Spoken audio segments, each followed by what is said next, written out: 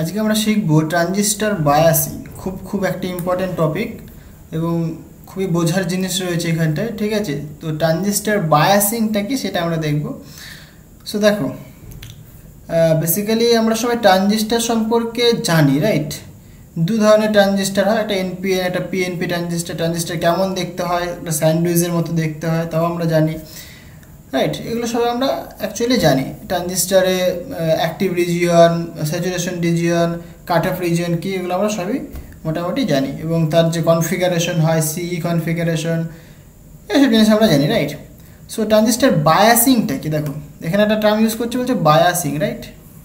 এই বায়াসিংটা কি বেসিক্যালি সেটা আমাদেরকে বুঝতে হবে, রাইট?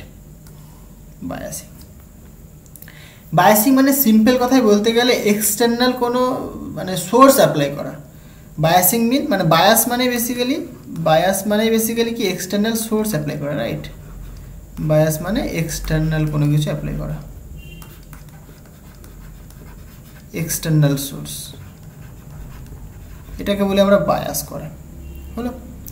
দেখো এখানে কি বলছে, বায়াসিং মানে বলছে ট্রানজিস্টর বায়াসিং মিনস বলছে to apply a certain DC voltage. দেখেছো, একটা এক্সটার্নাল সোর্স বা এক্সটার্নাল ভোল্টেজ অ্যাপ্লাই করছে আমরা, অর কারেন্ট, এটা কি basically CURRENT, current, so that the transistor is ready to operate.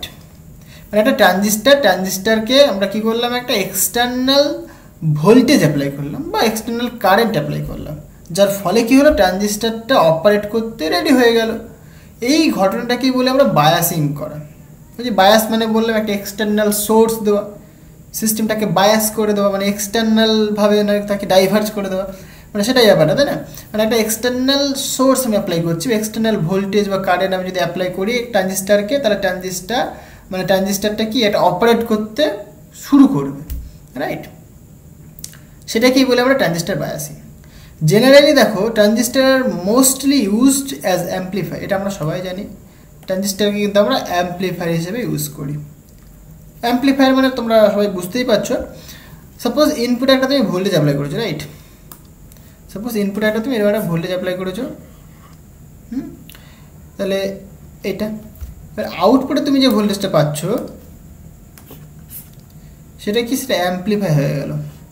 দেখো তার অ্যাম্পলিটিউডটা আগে ছিল এইটুকুনি, এখন কি বেড়ে গেল, তার মানে কি ভোল্টেজটা অ্যাম্পলিফাই হয়ে গেল। এই ঘটনাটাকে বলে আমরা জাস্ট অ্যাম্পলিফায়ার, ঠিক আছে? তার জন্য আমরা গেইন ক্যালকুলেট করি। আমরা তোমরা দেখেছো সিই এবং সিবি মোডের ক্ষেত্রে আমরা গেইন অ্যাম্পলিফিকেশন গেইন ক্যালকুলেট করেছিলাম, একটা ছিল আলফা, একটা ছিল বিটা, মনে আছে? তো এগুলো কি বেসিক্যালি গেইন মানে অ্যাম্পলিফিকেশনটাকে রিপ্রেজেন্ট করে, যে অ্যাম্পলিফাই হয়েছে কি হয়নি, রাইট? যেরকম ধরো বিটা যদি ডেফিনেশন যদি বলি আমি, হ্যাঁ, তুমি বলবে নাকি বিটা ইকুয়াল টু কি নাকি আইবি মানে base current by IC, right? এইটা তাহলে এটা হচ্ছে তোমার, এটা বেসিক্যালি ইনপুট কারেন্ট আর এটা basically output current, input by output.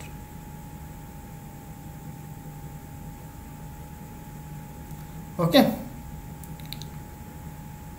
তো এই জিনিসগুলো আমাদেরকে জানতে হবে। এবং দেখো মেন যে জিনিসটা, এই ট্রানজিস্টারটাকে বায়াসিং করলাম, বুঝলাম বায়াসিংটা কেন প্রয়োজন। আচ্ছা, আমি ডেফিনেশনটাই ভুল লিখলাম। ডেফিনেশনটা বিটা ইকুয়াল টু যেটা হয় বেসিক্যালি গেইন মানে যেটা আমি বুঝি আউটপুট বা ইনপুট হয়, তাই তো? তাহলে আউটপুট কারেন্ট মানে আইসি আর ইনপুট কারেন্ট মানে আইবি, এইটা হবে ডেফিনেশন। আগেরটা যেটা লিখেছি সেটা ভুল লিখেছিলাম। সো আইসি বাই আইবি হবে আউটপুট বাই ইনপুট, রাইট? আচ্ছা, যাই হোক, তাহলে এই যে বায়াসিং আমরা অ্যাপ্লাই করলাম, মানে বায়াসিং করছি আমরা, তাহলে বায়াসিংয়ের কেন প্রয়োজন হয় সেটা বুঝতে হবে আগে। দেখো ট্রানজিস্টার বায়াসিংয়ের কেন প্রয়োজন হলো, তাই নাকি? মানে ট্রানজিস্টারটাকে অপারেট করার জন্য আমাকে এক্সটার্নাল একটা ভোল্টেজ অ্যাপ্লাই করতে হচ্ছে, যার ফলে কি ট্রানজিস্টারটা অপারেট করতে শুরু করবে। তাহলে কেন প্রয়োজন হয়, দেখো বোঝো ব্যাপারটা। দেখো এইখানে একটা আমরা কি ট্রানজিস্টারের সিই মোড নিয়েছি, এটা কি বেসিক্যালি একটা সিই অ্যাম্পলিফায়ার, রাইট? এটা সিই অ্যাম্পলিফায়ার। তাহলে এই সিই অ্যাম্পলিফায়ারের মানে আমরা সবাই জানি এটা কি একটা ট্রানজিস্টার, এটা একটা ট্রানজিস্টার, রাইট? ট্রানজিস্টারটা দেখো যেহেতু কারেন্টটা এদিকে নামছে, এটা ইমিটার, মানে এটা ইমিটার জাংশন, মানে ইমিটার, এটা বেস, এটা কালেক্টর, রাইট? তাহলে দেখো কারেন্টটা যেহেতু এদিক থেকে দিকে আসছে, তার মানে কি এটা আমরা বলতে পারবো এটা N P N transistor, P থেকে এন এর দিকে আসছে, তাহলে এনপিএন ট্রানজিস্টার এটা একটা, রাইট?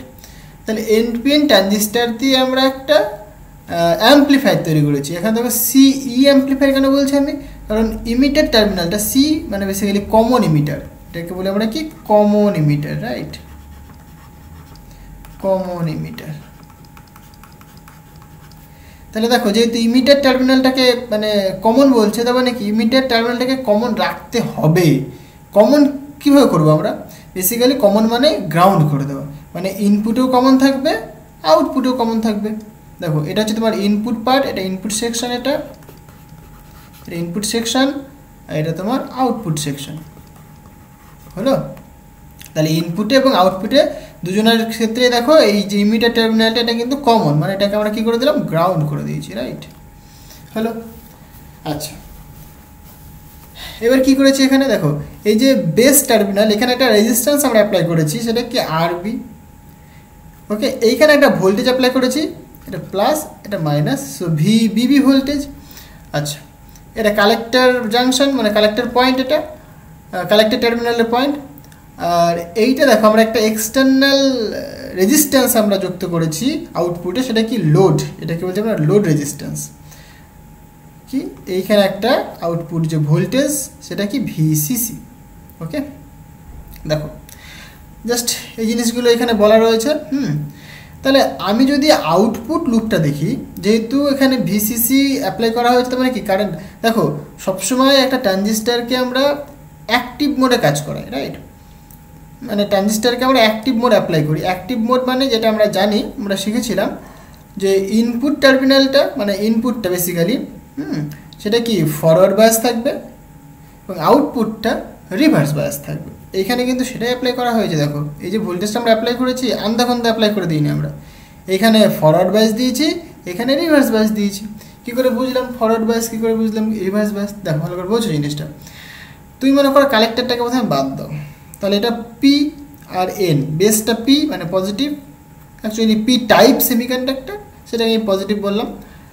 আর এটা এন মানে এন টাইপ সেমিকন্ডাক্টর। তারপরে দেখো ফরওয়ার্ড বায়াস মানে কি, পি এর সাথে মানে পি টাইপের সাথে পজিটিভ টার্মিনাল যুক্ত করতে হবে ব্যাটারির, আর এন এর সাথে নেগেটিভ টার্মিনাল যুক্ত করতে হবে ব্যাটারির, সেটাকে বলে আমরা ফরওয়ার্ড বায়াস। মানে ফরওয়ার্ড বায়াস যদি আমি এখানে আঁকি, সেটা এরকম দেখতে হয়। সাপোজ এইটা আমাদের একটা ডায়োড, হলো? তাহলে এটাকে যদি আমরা ফরওয়ার্ড বায়াস অ্যাপ্লাই করি, তার মানে কী করবো, দেখো এটা পি এটা এন, তার মানে পি এর সাথে পজিটিভ, এন এর সাথে নেগেটিভ, এইটাকে বলবো আমরা ফরওয়ার্ড বায়াস। ক্লিয়ার হয়েছে? মানে এটাকে তুমি পজিটিভ হিসেবে ট্রিট করো, তাহলে পজিটিভ পজিটিভ যুক্ত হবে আর নেগেটিভ নেগেটিভ যুক্ত হবে, তখন সেটাকে বলবো আমরা ফরওয়ার্ড বায়াস। মানে সেম সেম যখন যুক্ত হবে তখন সেটাকে ফরওয়ার্ড বায়াস বলবো। রিভার্স বায়াস কখন বলবো, এগুলো তোমরা সবাই জানো, তাও আমি আর একবার ঝালিয়ে দিচ্ছি। রিভার্স বায়াস মানে দেখো এটা পি এটা এন, মানে পি টাইপ এটা এন টাইপ, যখন উল্টো হবে মানে পি টাইপের সাথে যখন নেগেটিভ টার্মিনাল যুক্ত হবে ব্যাটারির, আর এন টাইপের সাথে যখন ব্যাটারির পজিটিভ টার্মিনাল যুক্ত হবে, তখন সেটাকে বলে আমরা রিভার্স বায়াস। তাহলে কারেন্টটা দিক দিয়ে আসবে, এটা বেসিক্যালি রিভার্স বায়াস, এটা বেসিক্যালি ফরওয়ার্ড বায়াস, হলো? তাহলে অ্যাক্টিভ মোডের জন্য মানে ফর অ্যাক্টিভ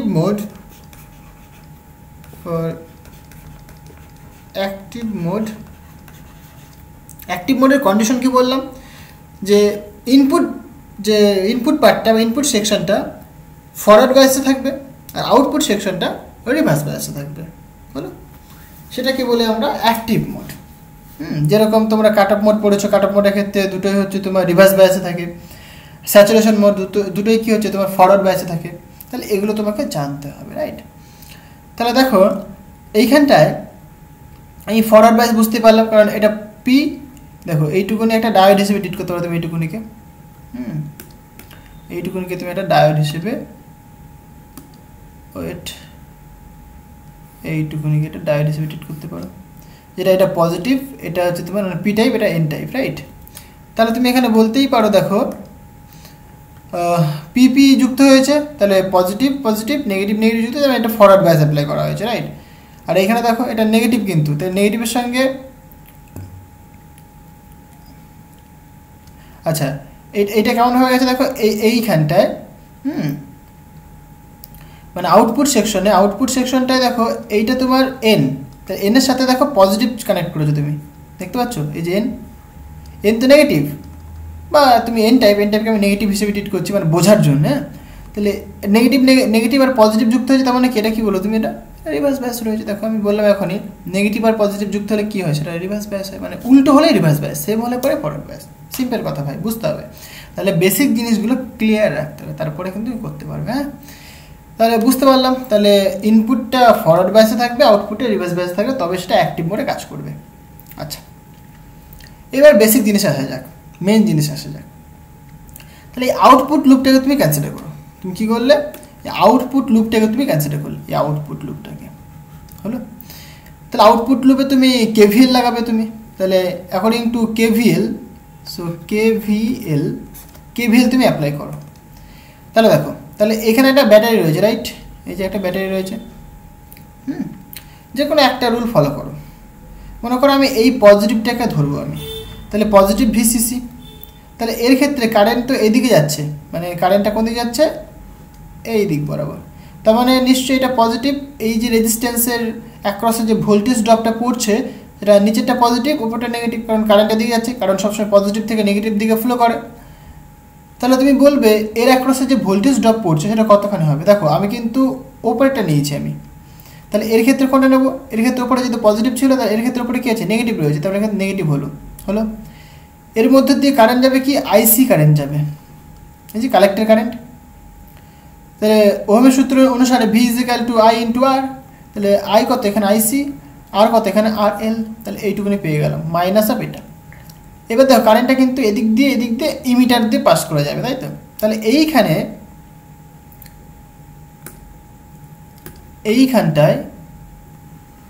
এইখানে কিন্তু একটা ভোল্টেজ ড্রপ পড়বে, সেটা কি বেসিক্যালি, সেটা ভিসিই ভোল্টেজ ড্রপ পড়বে, তাই নয় কি?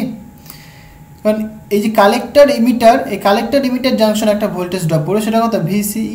যেহেতু কারেন্টটা এদিক থেকে এদিকে নামছে, তার মানে কি এটাকে তুমি পজিটিভ হিসেবে ট্রিট করবে, এটাকে তুমি নেগেটিভ হিসেবে ট্রিট করবে। দেখো আমি সবসময় কিন্তু ওপরের টাকা ধরেছি, তাহলে এদিক দিয়ে যখন নামবো আমি তখন ওপর কোনটা, এটা মানে আগেরটা এটা হলো, তাহলে এটা নেগেটিভ দাও তুমি, নেগেটিভ ভিসিসি। মানে কেভিএলের সূত্র ভালো করে জানতে হয়, মধ্যে কথা হলো। তাহলে আমি অ্যাপ্লাই করে দিলাম, তাহলে এটা পাচ্ছি আমরা, তাহলে কেভিএলের সূত্রে অ্যাপ্লাই করে আমরা এই ইকুয়েশনটা পাচ্ছি আমরা, হলো। এবার এই ইকুয়েশনটাকে যদি আমরা একটু মডিফাই করি, তাহলে এখান থেকে লিখতে পারি যে V C C equal to I C into R L plus V C E. তাহলে এই যে ইকুয়েশনটা কেমন দেখতে, দেখো ভিসিসি তোমার আউটপুট ভোল্টেজ, রাইট? ভিসিসি, আর এখানে ভিসিই, তাহলে আমি এটা কীরকম লিখতে পারি না, V C E equal to VCC minus I C into R L. Okay, তাহলে ভিসিসিটাকে যদি আমি কনস্ট্যান্ট হিসেবে ট্রিট করি, বা এটা কীরকম লেখো তুমি আরেকটুখানি সুন্দর করে, VCE equal to minus IC R L plus VCC. তাহলে এই যে ইকুয়েশনটা পাচ্ছি, ইকুয়েশনটা কার ইকুয়েশন, একটা স্ট্রেট লাইনের ইকুয়েশন নয় কি? স্ট্রেট লাইন ইকুয়েশন কেমন হয়, যে y equal to m x plus c, তাই না? এখানে তাহলে দেখো এম হচ্ছে তোমার এই আর এলটা, আর এক্স হচ্ছে তোমার ভ্যারিয়েবল, এখানে ভ্যারিয়েবল কে ওয়াই আর এক্স তোমার ভ্যারিয়েবল, সি হচ্ছে তোমার ইন্টারসেকশন পয়েন্টটা, তাহলে এখানে ইন্টারসেকশন পয়েন্ট হচ্ছে তোমার প্লাস ভিসিসি হলো। এখানে আর এলটা তোমার স্লোপ, আর মাইনাস সাইন, এই মাইনাসটা কি রিপ্রেজেন্ট করছে, যে স্লোপটা কি, নেগেটিভ স্লোপ, ওকে। আর আইসি হচ্ছে তোমার ভ্যারিয়েবল এক্স অ্যাক্সিসটা, আর ভিসি হচ্ছে তোমার ওয়াই অ্যাক্সিসটা। তাহলে আমরা যদি গ্রাফটা আমরা আঁকি এই ইকুয়েশনটা থেকে, তাহলে আমরা লিখতে পারি, দেখো এক্স অ্যাক্সিস, এটা এক্স অ্যাক্সিস বরাবর, এটা ওয়াই অ্যাক্সিস বরাবর, রাইট? সো এক্স অ্যাক্সিস বরাবর তুমি পাচ্ছ ভিসিই, আর ওয়াই অ্যাক্সিস বরাবর তুমি পাচ্ছ আইসি, হলো, কোনো অসুবিধা নেই। আচ্ছা,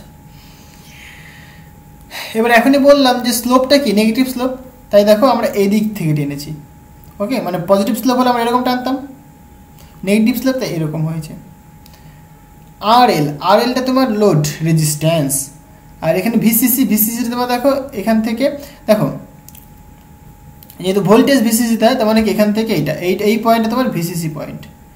ওকে, তাহলে এই পয়েন্টটা কতখানি দেখো, এর দিকে যেহেতু কারেন্ট দিয়েছি আমি, তাহলে তুমি এখানে বলবে মানে অ্যাট ভিসিই যখন 0 তুমি পুট করো এখানে, মানে এই যে ভ্যালুটা তুমি কী করে পেলে দেখো,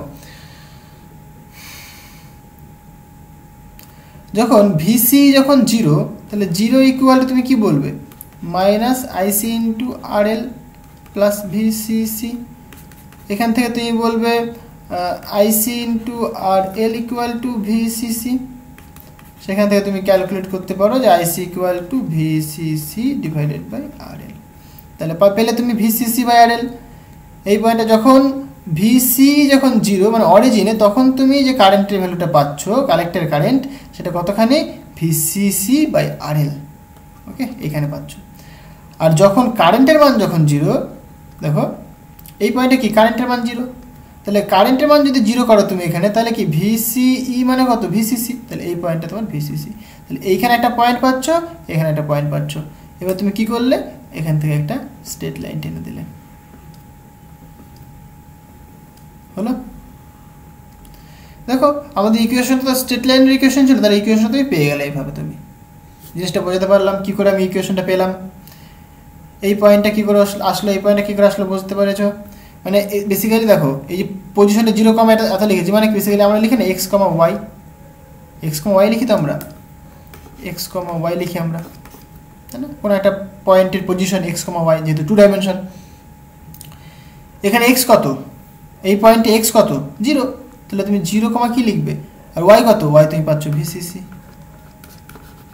বাই আরএল। তাই তুমি লিখেছো 0 কমা ভিসিসি বাই আরএল এই পয়েন্টের পজিশন। আর এই পয়েন্টের পজিশন তুমি কি লিখবে, একই রকমভাবে এক্স কমা ওয়াই। এখানে এক্স কত, এক্সটাই তো এখানে ভাই ভিসিসি, ওয়াই কত এখানে 0, তাহলে এখানে তুমি লিখবে কত ভিসিসি কমা 0। জিনিসটা বলতে পারলাম। আচ্ছা, এই যে লাইনটা পেলাম এই লাইনটাকে বলা হয়ে থাকে লোড লাইন। যেহেতু ডিসি ভোল্টেজ অ্যাপ্লাই করা হয়েছে তাই এটাকে বলি আমরা ডিসি লোড লাইন। কি বলা এটাকে, ডিসি লোড লাইন। ক্লিয়ার হলো, ডিসি লোড লাইন। ওকে, আচ্ছা এবার দেখো যেহেতু ট্রানজিস্টারটাকে সিই মোডে অপারেট করা হচ্ছে এবং অ্যাক্টিভ মোডে অপারেট করা হচ্ছে, তাহলে আমরা কি অ্যাক্টিভ মোডে অপারেট করলে পরে যেহেতু এটা আউটপুট ক্যারেক্টারিস্টিক্স মানে আউটপুট লুপ দেখেছি আমরা, তাহলে আউটপুট লুপ দেখলে পরে আউটপুট ক্যারেক্টারিস্টিক্স কেমন হয় সেটা তোমরা জানো। সিই কনফিগারেশনের ক্ষেত্রে ট্রানজিস্টারের যে আউটপুট এবং ইনপুট ক্যারেক্টারিস্টিক্স হয় সেগুলো শেখানো হয়েছে। ক্লিয়ার, তাহলে আউটপুট ক্যারেক্টারিস্টিক্স কেমন হয় সেটা তোমরা জানো, সেটা হচ্ছে এরকম হলো। তাহলে দেখো এই লোড লাইনটা কিন্তু এই যে আউটপুট ক্যারেক্টারিস্টিক্সের প্রত্যেকটা পয়েন্টে কিন্তু ইন্টারসেক্ট করছে, তাই না, কি মানে স্পর্শ করছে। ক্লিয়ার, তাহলে দেখো এখানে বলেছে, দেখো বলছে again if we draw a transistor characteristics then we have some intersection point between load line. তাই তো পাচ্ছি আমরা, দেখো এই যে লোড লাইন, আমরা যদি এই আউটপুট ক্যারেক্টারিস্টিক্সটা যদি ড্র করি তাহলে কি আমরা কিছু ইন্টারসেকশন পয়েন্ট পাবো আমরা, তাই না। এই যেটা একটা ইন্টারসেকশন পয়েন্ট, একটা ইন্টারসেকশন পয়েন্ট, একটা ইন্টারসেকশন পয়েন্ট, একটা ইন্টারসেকশন পয়েন্ট। ক্লিয়ার হলো, অ্যান্ড দ্য ক্যারেক্টারিস্টিক্স কার্ভ। ওকে, অসুবিধা নেই, মানে লোড লাইন এবং ক্যারেক্টারিস্টিক্স মানে কার্ভের মধ্যে একটা ইন্টারসেকশন পয়েন্ট পাবো আমরা, পেয়েছি। তো এই যে ইন্টারসেকশন পয়েন্ট, এই ইন্টারসেকশন পয়েন্টগুলোকে বলা হয়ে থাকে কি কিউ পয়েন্ট বা কিউসেন্ট পয়েন্ট, কিউসেন্ট অপারেটিং পয়েন্ট বা কিউ পয়েন্ট, সিম্পল কথায় কিউ পয়েন্ট। ওকে, তাহলে এই যে পয়েন্টগুলো পেলাম আমরা, এই পয়েন্টগুলোকে আমরা কি বলে থাকি কিউ পয়েন্ট, মারাত্মক ইম্পর্টেন্ট। কিউ পয়েন্ট মারাত্মক ইম্পর্টেন্ট, তাহলে এই পয়েন্টগুলোকে বলা হয়ে থাকে কিউ পয়েন্ট। জিনিসটা ক্লিয়ার হলো। আচ্ছা এবার দেখো আরো বোঝো ব্যাপারটা কি বলছে, when an input AC signal is applied, মানে তুমি যদি একটা ইনপুটে এসি সিগন্যাল যদি অ্যাপ্লাই করো, দেখো এখানে কিন্তু আমরা একটা এসি সিগন্যাল কিন্তু আমরা অ্যাপ্লাই করেছি।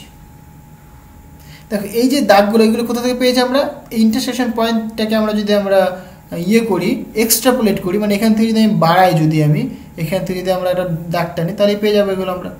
এখান থেকে টানলে পরে পাবো আমরা, এখান থেকে টানলে পাবো আমরা, এরকম হলো, এগুলো কোনো অসুবিধা নেই। এইবার ইনপুটে তুমি একটা মানে সাইনোসয়েডাল একটা তুমি ভোল্টেজ বা কারেন্ট তুমি অ্যাপ্লাই করলে, এসি সিগন্যাল অ্যাপ্লাই করলে, দেখো একটা এসি সিগন্যাল তুমি অ্যাপ্লাই করলে, then the output voltage also change, output voltage also changes from one curve to another curve similar to the input voltage।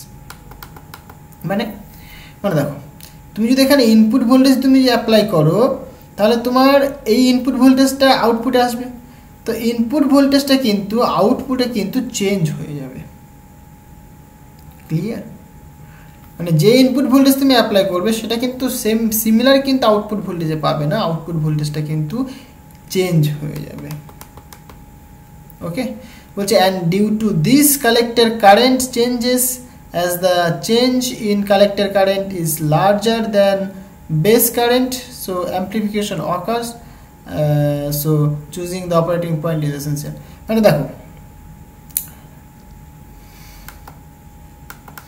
এই কালেক্টর কারেন্টটা যদি চেঞ্জ করা হয়, মানে কালেক্টর কারেন্ট যদি চেঞ্জ করে তাহলে কি হচ্ছে দেখো, collector current change is larger then the base current, মানে বেস কারেন্টের থেকে কালেক্টর কারেন্টের চেঞ্জটা কি বেশি হয়। তাহলে কি এইখানে যদি আমরা অ্যাম্প্লিফিকেশন ফ্যাক্টরটাকে ডিফাইন করি, দেখো ইনপুটে কারেন্ট কি আইবি, আউটপুটে কারেন্ট কি আইসি, তাহলে এখানে আমরা পাবো বিটা, তাই তো, beta equal to basically output current IC by IB. এটা তোমার অ্যাম্প্লিফিকেশন ফ্যাক্টর বা গেইন, সিম্পল কথা। তাহলে এইখানে দেখো ইনপুট কারেন্ট তুমি অ্যাপ্লাই করেছো, ইনপুট কারেন্ট কতখানি, তাহলে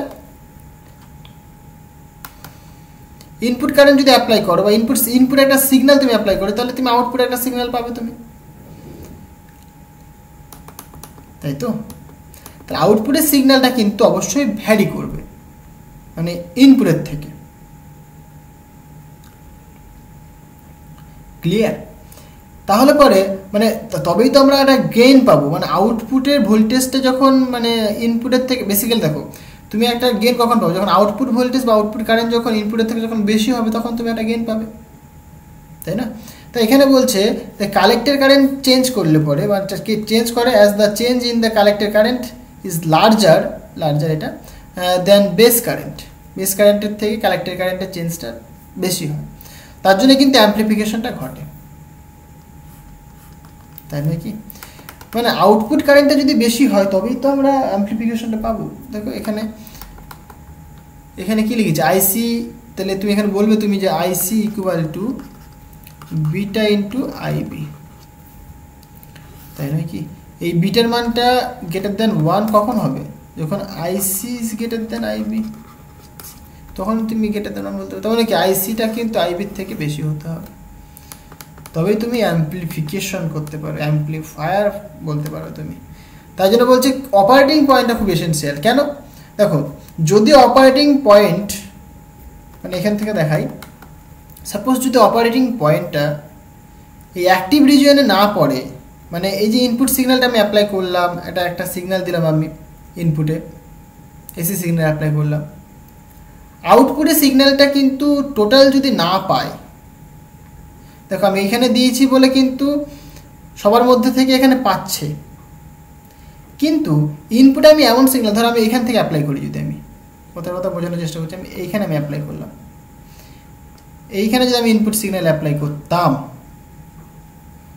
তাহলে কিন্তু আউটপুটে কিন্তু আমি এইখানে পেতাম না, সেটা কি এই দিকে চলে আসতো, এইটার জন্য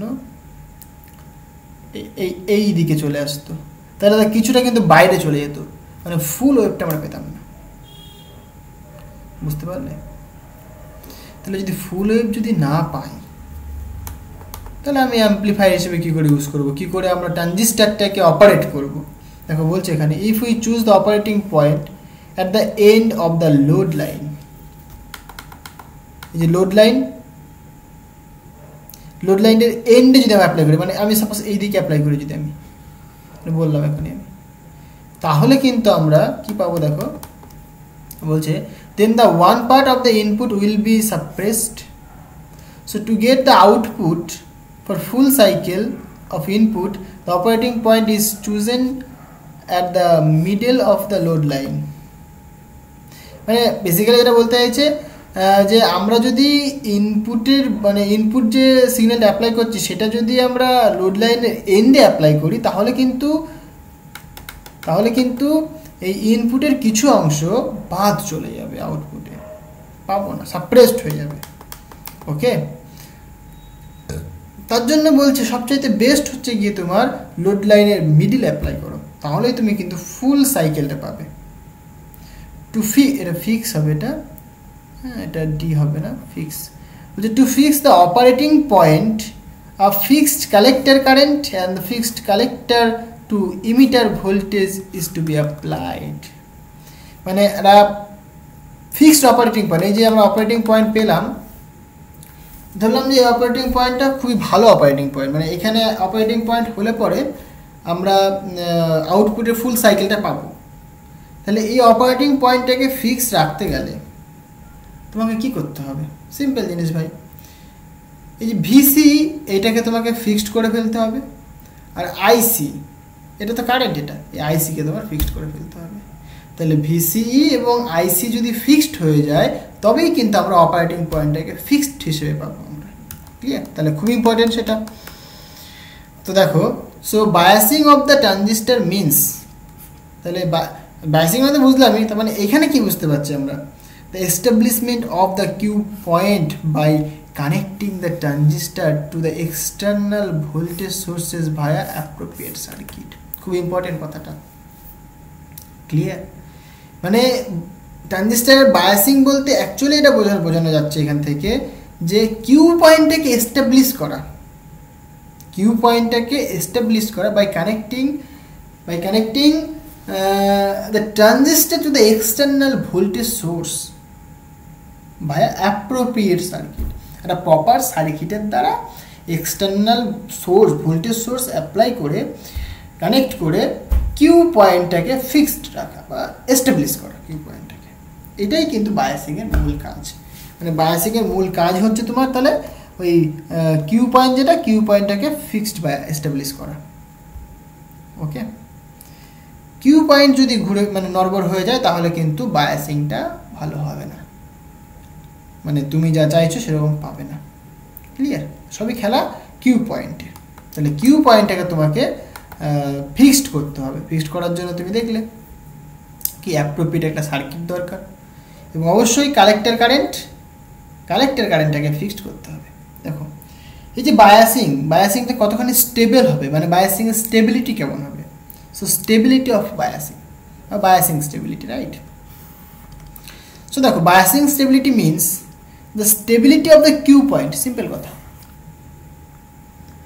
মানে আমরা যে বললাম না বায়াসিং স্টেবিলিটি বায়াসিংটা ডিপেন্ড করছে কিউ পয়েন্টের উপরে কিউ পয়েন্ট যদি ভালো হয় ভাই আমি বলবো যে biasing is good right so biasing এর স্টেবিলাইজেশনের জন্য না স্টেবিলিটির জন্য কিউ পয়েন্টটাকে স্টেবল হতে হবে with respect to the transistor parameter right transistor parameter রেসপেক্টে কিউ পয়েন্টটাকে ফিক্সড হতে হবে তাহলে দেখো বলছে the operating point can change due to can be changed হবে এটা due to the instability of the collector current তার মানে দেখো এই যে অপারেটিং পয়েন্টকে চেঞ্জ করা যেতে পারে মানে ওটা চেঞ্জ হতে পারে কিসের জন্য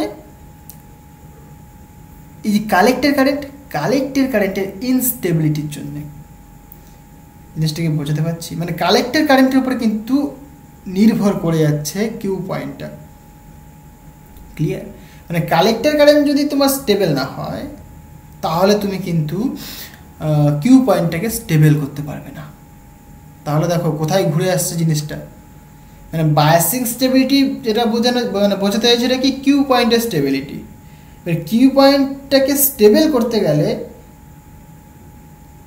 কালেক্টর কারেন্টটাকে কিন্তু স্টেবল হতে হবে তার জন্য এখানেই দেখো প্রথমেই বললাম আমরা এই কি ফিক্সড কিউ পয়েন্ট পেতে গেলে কিন্তু ফিক্সড আইসি পেতে হবে মানে কালেক্টর কারেন্ট পেতে হবে আর ফিক্সড এই যে কালেক্টর টু ইমিটার ভোল্টেজ পেতে হবে।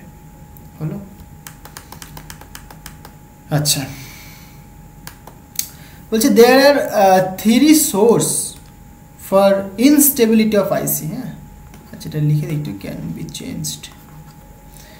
আচ্ছা, ইনস্টেবিলিটি অফ আইসি, তাহলে মানে মানে এই যে আইসি মানে বেসিক্যালি এখানে কালেক্টর কারেন্ট, এই কালেক্টর কারেন্টের যে ইনস্টেবিলিটির জন্য তিনটে কারেন্ট রয়েছে, তিনটে সোর্স রয়েছে। মানে ধরো তুমি একটা আইসি কারেন্ট ফিক্সড করে দিলে, এটা তুমি তো ভাবলে না কি বাহ ট্রানজিস্টারটাকে আমি আইসি কারেন্ট ফিক্সড করে দিয়েছি, তার মানে তার কিউ পয়েন্টটা ফিক্সড রয়েছে, তাহলে ট্রানজিস্টার খুব ভালো কাজ করবে, রাইট? বাইসিং হিসেবে কাজ করবে, অ্যাম্প্লিফায়ার হিসেবে খুব সুন্দর কাজ করবে।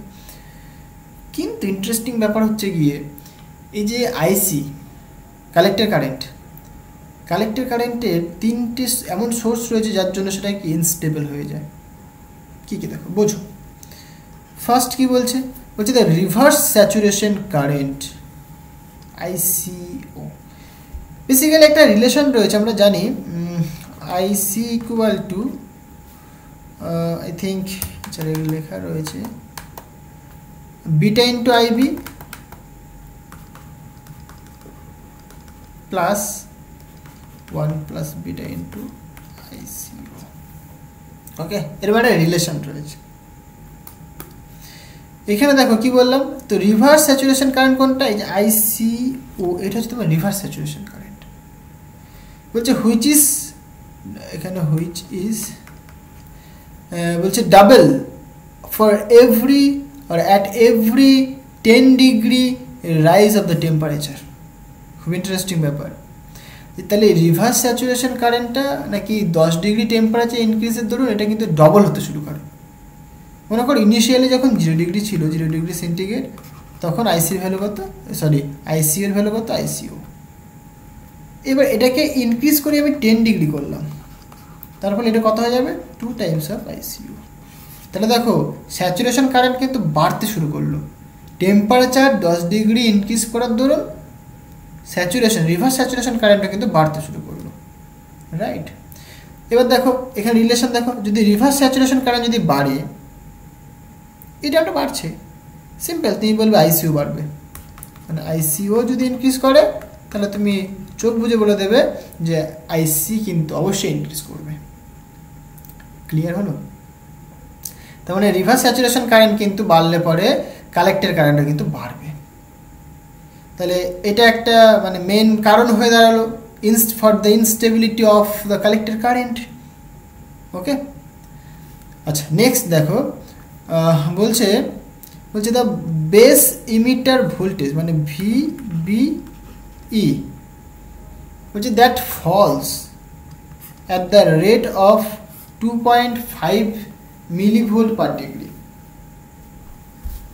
মানে পার ডিগ্রিতে 2.5 মিলিভোল্ট করে কিন্তু এই যে বেস ইমিটার ভোল্টেজটা ফল করে। মানে এক ডিগ্রি, ধরো একটা ট্রানজিস্টার তুমি নিলে, এবার টেম্পারেচার মনে করো বাড়ছে, ধরো আমাদের এনভায়রনমেন্টের টেম্পারেচার ধরো সাপোজ 10 ডিগ্রি ছিল, সেখান থেকে বেড়ে 11 ডিগ্রি হলো। তার ফলে কি হয়, এই যে VBE বেস ইমিটার ভোল্টেজ এটা কিন্তু ফল করে যায়, কমে যায়। কতখানি করে কমে, মানে পার ডিগ্রিতে 2.5 মিলিভোল্ট করে কমে, 2.5 মিলিভোল্ট করে কমে। মানে পার ডিগ্রিতে, মানে এক ডিগ্রি ইনক্রিজের দরুন এটা ফল করে কতখানি, 2.5 মিলিভোল্ট। ওকে, এতখানি কিন্তু ফল করে যায় 1 ডিগ্রি ইনক্রিজের দরুন। জিনিসটা বোঝাতে পারলাম?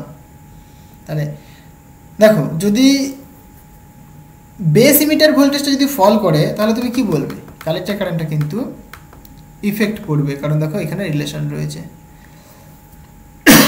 এই যে ভিসির সাথে কিন্তু আইসি একটা রিলেশন রয়েছে, তাই না? তাহলে ভিসির ওপর কিন্তু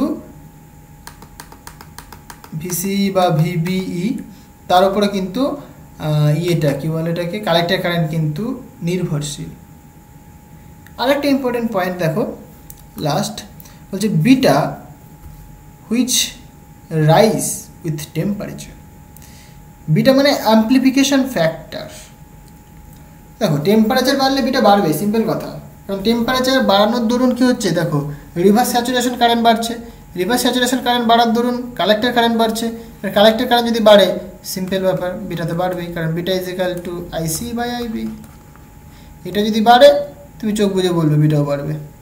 তাহলে টেম্পারেচার ইনক্রিজ করার সাথে সাথে বিটাটাও কিন্তু ইনক্রিজ করে। ক্লিয়ার? তাহলে দেখো, তাহলে এই যে কালেক্টর কারেন্ট, মানে কালেক্টর কারেন্টের ইনস্টেবিলিটির জন্য কিন্তু অপারেটিং পয়েন্টটা চেঞ্জ হয়ে যেতে পারে, মানে কিউ পয়েন্টটা, অপারেটিং পয়েন্ট বা কিউ পয়েন্ট বলি আমরা। তাহলে কিউ পয়েন্ট বা অপারেটিং পয়েন্ট কিন্তু ডিরেক্টলি ডিপেন্ড করছে কালেক্টর কারেন্টের উপরে। তাহলে কালেক্টর কারেন্ট যদি ইনস্টেবল হয় তাহলে তুমি বলবে যে অপারেটিং পয়েন্টটা ইনস্টেবল, মানে সেটা চেঞ্জ করবে। এবার কালেক্টর কারেন্টটা ইনস্টেবিলিটি হওয়ার জন্য যারা দায়ী তারা কি, রিভার্স স্যাচুরেশন কারেন্ট, একটা কি বলে বেস ইমিটার ভোল্টেজ, আর একটা তোমার বিটা। তাহলে এই যে তিনটে প্যারামিটার কিন্তু দায়ী কালেক্টর কারেন্টটাকে ইনস্টেবিলিটি মানে হওয়ার জন্য, কালেক্টর কারেন্ট ইনস্টেবিলিটি হওয়ার জন্য, রাইট?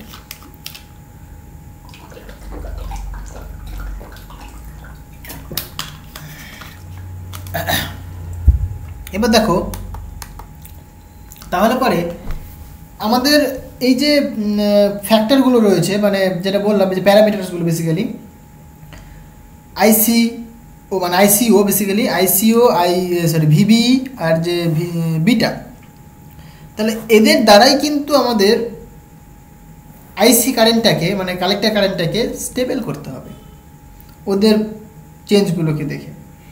তার জন্য আমরা ডিফাইন করেছি স্টেবিলিটি ফ্যাক্টরস। স্টেবিলিটি ফ্যাক্টরসটা কি দেখো, বলছে থ্রি স্টেবিলিটি ফ্যাক্টরস, একটা বলছে S, S prime, S double prime. এখানে তুমি আলাদা নামও দিতে পারো, কোনো অসুবিধা নেই। S, S prime, S double prime, এই তিনটে কি স্টেবিলিটি ফ্যাক্টর, এদের উপর ডিপেন্ড করবে কালেক্টর কারেন্ট। ক্লিয়ার? বলছে এগুলো মেজার করে, বলছে stability factor measures the change of the collector current. তাহলে এই স্টেবিলিটি ফ্যাক্টর মেজার করে কি, the change of the collector current, এই যে বললাম, with respect to the I C O, V B, beta respectively. Okay, বলছে দে আর ডিফাইন্ড অ্যাজ। তার মানে কি বললাম, এই যে stability factor S, S prime, S double prime, এগুলো মেজার করে আমরা কিন্তু কালেক্টর কারেন্টটাকে চেঞ্জ করতে পারি। কালেক্টর কারেন্ট চেঞ্জ করে, কালেক্টর কারেন্টটা চেঞ্জ হয় উইথ রেসপেক্ট টু, ওই যে বললাম reverse saturation current, base emitter voltage আর বিটা, তাই তো, current amplification factor in C E mode. তো এই স্টেবিলিটি ফ্যাক্টরগুলোকে ডিফাইন করা হয় ঠিক এইভাবেই, the change of I C with respect to the change of আইসিও। Just একটা ডেরিভেটিভ করেছি আমরা, মানে এস ইকুয়ালটা লেখা হয়েছে কি দেখো, আইসি আইসিও। সিমিলারলি এস প্রাইমটাকে লেখা হয়েছে I C I V B E. Similarly S double প্রাইমটাকে লেখা হয়েছে I C del I C del beta. তাহলে এই তিনটি হচ্ছে তোমার কি স্টেবিলিটি ফ্যাক্টর। ওকে, এই তিনটে তোমার স্টেবিলিটি ফ্যাক্টর, খুব ইম্পর্টেন্ট। 2 নম্বর কোশ্চেন দিয়ে দেয়, স্টেবিলিটি ফ্যাক্টর লেখো to stabilize the collector current. Okay, তাহলে দেখো এই স্টেবিলিটি ফ্যাক্টর দিয়ে কিন্তু আমরা কালেক্টর কারেন্টটাকে স্টেবিলাইজ করতে পারবো, আমরা স্টেবল করতে পারবো আমরা, বুঝো? তাহলে স্টেবিলিটি ফ্যাক্টর বুঝতে পারলে, এইবার খুবই একটা ইম্পর্টেন্ট টপিক আছে, সেটা কি থার্মাল রানওয়ে। দেখো কি করে আসলো, লিঙ্ক করতে হবে, হ্যাঁ, কারণ এখন তুমি বুঝতে পারো যে থার্মাল রানওয়েটা কি করে আসলো, এই কালেক্টর কারেন্টের উপর খুব মানে নির্ভরশীল। দেখো বোঝো, বলছে with the increase of the temperature I C O, আইসিওটা কি বলো, আইসিও হচ্ছে তোমার reverse saturation current is increased. Temperature increase করার ধরুন আইসিও ইনক্রিজ করে, সিম্পল কথা। তার ধরুন আবার কি হয়, এই যে রিলেশনটা আমরা জানি, I C equal to beta into I B plus 1 plus beta into I C O. তাহলে এটা যদি ইনক্রিজ করে তাহলে বলবো তুমি এটাও ইনক্রিজ করবে, এটা ইনক্রিজ করার দরুন এটাও কিন্তু ইনক্রিজ করবে, right? So collector current IC is also increased, এখানে কি হবে, একটা ইজ হবে। Is also increased. তাহলে যেহেতু রিভার্স স্যাচুরেশন কারেন্ট ইনক্রিজ করছে উইথ ইনক্রিজ অফ টেম্পারেচার, আমরা আবার জানি এই রিলেশন থেকে আমরা বলতেই পারছি যে রিভার্স স্যাচুরেশন কারেন্ট যদি ইনক্রিজ করে তাহলে তুমি বলতে পারবে যে কালেক্টর কারেন্টটাও ইনক্রিজ করছে। তাহলে কালেক্টর কারেন্ট যেহেতু ইনক্রিজ হয় এখানে, তাহলে কি দেখো বলছে the increased collector current hits the collector junction. Simple কথা, যদি কালেক্টর কারেন্ট যদি ইনক্রিজ করে তাহলে কি হবে, কালেক্টর জাংশনটাকে কি করবে, গরম করতে শুরু করবে। যদি গরম হয়, ইন্টারেস্টিং ব্যাপার হচ্ছে এটাই, তাহলে গরম মানে একটা এনার্জি, তাহলে এনার্জি যখন দেওয়া হবে তখন কি হবে, যে মাইনরিটি চার্জ ক্যারিয়ারগুলো রয়েছে তারা আবার মানে এনার্জি পেয়ে তারা মুভ করতে শুরু করবে। তারা যদি মুভ করে তার মানে কি রিভার্স স্যাচুরেশন কারেন্ট আবার ইনক্রিজ করবে। তার ধরুন দেখো আইসিইউ কিন্তু ইনক্রিজ করবে। ঘটনাটা কীভাবে ঘুরছে, রানে কেন বলছি আমরা, রান ওয়ে কেন বলছি, মানে একটা রান করছে, রাইট। আচ্ছা, this process is cumulative in nature, মানে এইভাবে কিন্তু চলতে থাকবে। বলছে causing the junction temperature to exceed its rated value, বলছে the transistor can be damaged. So this phenomenon is referred to thermal runaway. Okay, দেখো সিম্পল কথায় জিনিসটা কি বুঝতে পারলে? দেখো সিম্পল কথায় কি, টেম্পারেচার যদি ইনক্রিজ করে তুমি বলছো যে আইসিও ভাই ইনক্রিজ করবে, আইসিও যদি ইনক্রিজ করে তুমি বলছো আইসি ইনক্রিজ করবে। আইসি যদি ইনক্রিজ করে তার মানে কি সেখানে টেম্পারেচার আবার বাড়িয়ে দেবে। তাহলে ঘুরছে দেখো আবার, মানে একটা সাইক্লিক প্রসেস হচ্ছে। মানে আমি যদি এটাকে এরকমভাবে দেখাই,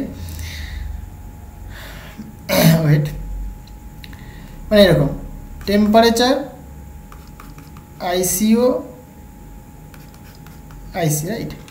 তাহলে কি হচ্ছে, টেম্পারেচার বাড়ার দরুন আইসিও বাড়লো, আইসিও বাড়লে তুমি বলছো আইসি বাড়বে, আইসি বাড়লে পরে জাংশনের টেম্পারেচার বাড়বে, এবার জাংশনের টেম্পারেচার বাড়লে পরে সিম্পল ব্যাপার আবার আইসিও বাড়বে, আবার আইসিও বাড়লে পরে আবার আইসি বাড়বে, আবার আইসি বাড়লে আবার জাংশনের টেম্পারেচার বাড়বে, আবার জাংশন টেম্পারেচার বাড়লে আইসিও বাড়বে। মানে এইভাবে কিন্তু প্রসেসটা নেচারে অলওয়েজ চলতেই থাকবে চলতেই থাকবে। তাহলে একটা সময় কি এই যে আইসির ভ্যালুটা কি বাড়তে বাড়তে অনেকটা বেড়ে যাবে, তার ফলে কি হবে, ট্রানজিস্টারটা ড্যামেজ হয়ে যাবে। এই যে ঘটনাটা, এই ঘটনাটাকে বলা যায় থার্মাল রানওয়ে। খুব ইম্পর্টেন্ট ভাই, করে যাও এটা, ভেরি ভেরি ইম্পর্টেন্ট, পরীক্ষা আসবেই ধরে নাও তুমি, এটা খুব ইম্পর্টেন্ট। ক্লিয়ার? বলছে তাহলে এই যে মানে জিনিসটা, তাহলে দেখো আইসিটাকে আমাকে স্টেবল করতে হবে। তার মানে যদি আইসিটাকে যদি স্টেবল না করতে পারি তাহলে কি এই ঘটনাগুলো ঘটবে এবং ট্রানজিস্টারটাকে ড্যামেজ করে দেবে। তার জন্যই আমরা আগে কি বললাম, স্টেবিলিটি ফ্যাক্টর বললাম। ঠিক আছে, তো দেখো তাহলে বলছে some stabilizing circuit is therefore necessary to prevent the thermal runaway. তাহলে এই যে থার্মাল রানওয়ে যেটা বারবার মানে চলতে আছে, একটা সাইক্লিক প্রসেসে চলতে আছে, তাহলে এইটাকে তো বাধা দিতে হবে, আটকাতে হবে। তার জন্য আমরা কিছু সার্কিট ডিজাইন করেছি, স্টেবিলাইজিং সার্কিট, যেটা কি কালেক্টর কারেন্টটাকে স্টেবল করা। আমাদের মেন উদ্দেশ্য কিন্তু কালেক্টর কারেন্টটাকে স্টেবল করা। দেখো প্রথম থেকে কিন্তু সেটাই আসছে। প্রথমে কি বললাম, বায়াসিং মানে কিউ পয়েন্ট মানেই কালেক্টর কারেন্ট। লিঙ্ক পাচ্ছ জিনিসগুলো? তাহলে কালেক্টর কারেন্টটা কিন্তু খুব ইম্পর্টেন্ট। তাহলে মেন উদ্দেশ্য আমাদের কালেক্টর কারেন্টটাকে স্টেবল করা। কালেক্টর কারেন্টটাকে যদি তুমি স্টেবল করতে পারো তাহলে তুমি কিউ পয়েন্টটাকে স্টেবল হিসেবে পাবে তুমি, তাহলে তুমি ট্রানজিস্টারটাকে তুমি অপারেট করতে পারবে অ্যাক্টিভ রিজিয়নে। হলো? তাহলে পরে আমরা কিছু স্টেবিলাইজিং সার্কিট তৈরি করেছি। So different types of biasing circuit. এক ফিক্সড বায়াস, বোঝার চেষ্টা করো ফিক্সড বায়াসটা কি। ওকে, দেখো ফিক্সড নামের মধ্যে লুকিয়ে রয়েছে ফিক্সড হবে কোনো কিছু একটা, তাই না? মানে কাউকে ফিক্সড করতে হবে, কাকে ফিক্সড করবো, তাই না? দেখো বোঝো, basically the fixed bias arranged for an N P N transistor. এখানে একটা এনপিএন ট্রানজিস্টার ইউজ করা হয়েছে, operating C E mode in the active region, অবশ্যই in the active region as shown below. Active region মানে বেসিক্যালি বলবো আমরা অ্যাক্টিভ মোডে কাজ করানো হচ্ছে। অ্যাক্টিভ মোড মানে ইনপুটটা তোমার থাকবে ফরওয়ার্ড বায়াস, আউটপুটটা থাকবে তোমার রিভার্স বায়াস। ওকে, কি করলাম আমি দেখো, তাহলে একটা এনপিএন ট্রানজিস্টার নিয়ে কিন্তু আমরা এই ফিক্সড বায়াস সার্কিটটাকে ডিজাইন করছি, transistor operating in C E mode. So দেখো এটা, তাহলে এটা ইনপুট সিগন্যাল, যেহেতু সিই মোড তার মানে কি ইমিটারটা কি কমন হবে, মানে এটাকে তুমি গ্রাউন্ড করে দেবে, রাইট? হলো? আচ্ছা দেখো এখানে কিছুই না, এই সার্কিটে এই বেস টার্মিনাল, এটা ইমিটার টার্মিনাল, এটা কালেক্টর টার্মিনাল। তাহলে বেস কারেন্ট, এই যে বেস কারেন্ট বলছে দেখো, the base current is made to fix a constant value by a resistance RB. তাহলে এই বেস কারেন্টটাকে ফিক্সড করা হয় by using a resistance R B. Okay, একটা কনস্ট্যান্ট ভ্যালু, হ্যাঁ কনস্ট্যান্ট ভ্যালুতে ফিক্সড করা হয় by using a resistance R B. For this reason this circuit is called the fixed bias circuit. Okay, তাহলে এই যে বেস কারেন্টটাকে আমি ফিক্সড করে দিচ্ছি কি করে, মানে is made to fix a constant value by a resistance RB. তাহলে আরবি রেজিস্ট্যান্স ইউজ করে কিন্তু আমরা হ্যাঁ এই বেস কারেন্টটাকে কিন্তু আমরা ফিক্স করে দিচ্ছি। হলো? তার জন্য যেহেতু বেস কারেন্টটাকে ফিক্স করা হচ্ছে, তাই এটাকে বলছি আমরা ফিক্সড বায়াস। ওকে, আর এখানে দেখো দুটো ক্যাপাসিটার আমরা ইউজ করেছি, একটা তোমার C1 ক্যাপাসিটার, একটা C2 ক্যাপাসিটার। এই ক্যাপাসিটারগুলোকে বলা হয়ে থাকে কাপলিং ক্যাপাসিটার, মানে এখানে জাস্ট একটা কাপলিং হিসেবে ইউজ করা হচ্ছে, কাপলিং ক্যাপাসিটার। ক্যাপাসিটার শুধুমাত্র এসি কারেন্টটাকে পাস করাতে পারে, ডিসি কারেন্টটাকে ব্লক করে দেয়, এগুলো আমরা জানি। বলছে দেখো, বলছে if IB be the fixed base current then apply KVL in the base loop. Base loop কোনটা দেখো বোঝো, এইখানে এটা কিন্তু পজিটিভ ভিসিসি ভোল্টেজ আমরা অ্যাপ্লাই করেছি। ওই যে বায়াসিং করতে হবে, বায়াসিংয়ের জন্য আমি বললাম যে একটা এক্সটার্নাল ডিসি ভোল্টেজ তোমাকে অ্যাপ্লাই করতে হবে, তবেই তো সেটা বায়াসিংয়ে যাবে। তাহলে আমরা এখানে কি ভিসিসি একটা ডিসি ভোল্টেজ আমরা অ্যাপ্লাই করেছি সার্কিটটা। ওকে, তাহলে এই যে পার্টটা এখান থেকে এইটা একদম এই গ্রাউন্ড পর্যন্ত, এইটা তোমার ইনপুট লুপ, এটা তোমার ইনপুট লুপ। হলো? তাহলে এইখানে তুমি অ্যাপ্লাই করবে কেভিএল। জিনিসটা বোঝাতে পারলাম? দেখো এর নেগেটিভও কিন্তু গ্রাউন্ড করা রয়েছে, এখানেও গ্রাউন্ড করা রয়েছে, মানে এই গ্রাউন্ড মানে এর সাথে কানেক্ট রয়েছে। অ্যাকচুয়ালি এটা একটা ক্লোজ লুপ, এরকম ভেবো না এটা কিন্তু ওপেন লুপ। ওপেন লুপে কিন্তু আমরা লুপ অ্যাপ্লাই করতে পারি না কেভিএল এর, তাই না? এটা কিন্তু বেশি একটা ক্লোজ লুপ, কারণ এর নেগেটিভটা কিন্তু গ্রাউন্ড করা আছে, তাহলে এর সাথে গ্রাউন্ড, তাহলে কি এটা ক্লোজড হয়ে গেল, গ্রাউন্ড ক্লোজড। ওকে, এবার তুমি অ্যাপ্লাই করো কেভিএল। দেখো একটু বোঝাই, তাহলে এখানে আমি ধরলাম পজিটিভ, তাহলে পজিটিভ অ্যাপ্লাই করলাম, যে কারেন্ট এদিক থেকে দিয়ে আসতে মানে এটা পজিটিভ, এটা নেগেটিভ, রাইট? যেটা আমি ওপরেটা ধরেছি মানে পজিটিভ, তাহলে এটা হবে কেমন দেখো, পজিটিভ ভিসিসি, এখানে হবে মাইনাস, এই রেজিস্ট্যান্সের অ্যাক্রসে ভোল্টেজ ড্রপ হচ্ছে কত সেটা আমি বলছি, মাইনাস আইবি ইন্টু আরবি। আবার দেখো কারেন্টটা কিন্তু এদিক থেকে এদিকে আসছে, মানে এইভাবে যাচ্ছে, তাহলে এইখানে কিন্তু একটা ভোল্টেজ ড্রপ পড়ছে ট্রানজিস্টরের অ্যাক্রসে, সেটা কি বেস ইমিটার ভোল্টেজ ভিবিই। সেটা কত, যেহেতু এদিক থেকে এদিকে আসছে তাহলে এটা পজিটিভ, এটা নেগেটিভ, তাহলে আমি যেহেতু উপরেরটা ধরেছি তাহলে নেগেটিভ হবে, তাহলে এটা নেগেটিভ ভিবিই। ওকে, তাহলে আলটিমেট কি আসছে দেখো, ভিসিসি হলো মাইনাস আইবি ইন্টু আরবি minus VBE that is equal two 0। এইটা তোমার কেভিএল থেকে আমরা পাচ্ছি। দেখো কেভিএল ভালো করে জানতে হবে, তাহলেই তুমি করতে পারবে। হ্যাঁ, কেভিএল কী করে অ্যাপ্লাই করে সেটাও বুঝিয়ে দিলাম আমি, মানে যে কোনো তুমি একটা প্রসেস অ্যাপ্লাই করো তুমি, মানে এরকম যে পজিটিভ নেগেটিভ, এটা পজিটিভ নেগেটিভ, তাহলে তুমি কারেন্ট এদিক থেকে এদিকে দেখছো তুমি, রাইট? এখানে একটা সার্কিট কিছু একটা রয়েছে, তুমি মনে করো এইটা দেখলে তুমি, তাহলে এদিকে আসছো তুমি, তাহলে ওপরেটা দেখলে তুমি, তুমি এদিকে যাও তাহলে এইটা দেখছো তুমি, মানে প্রত্যেকটা সিকোয়েন্স এক রাখতে হবে ভোল্টেজের। সেই হিসেবে তুমি পজিটিভ নেগেটিভ সাইনটাকে অ্যাপ্লাই করবে, তাহলে হয়ে যাবে। ওকে, তাহলে এটা আমরা পাচ্ছি। সো এখান থেকে আমরা ক্যালকুলেট করতে পারছি IB. IB equal to VCC minus VBE divided by RB. এক নম্বর নাম দিলাম। ভিবিই হচ্ছে তোমার base to emitter voltage. Okay, বলছে if we choose the Q point in the active region then collector current can be expressed as. দেখো যে বললাম কিউ পয়েন্টটা কিন্তু কালেক্টর কারেন্টের উপর ডিপেন্ড করে, তাহলে পরে কালেক্টর কারেন্টটাকে মানে আমরা রিপ্রেজেন্ট করতে পারি এই ইকুয়েশন দ্বারা, যে I C equal to beta into I B plus beta plus 1 into I C O.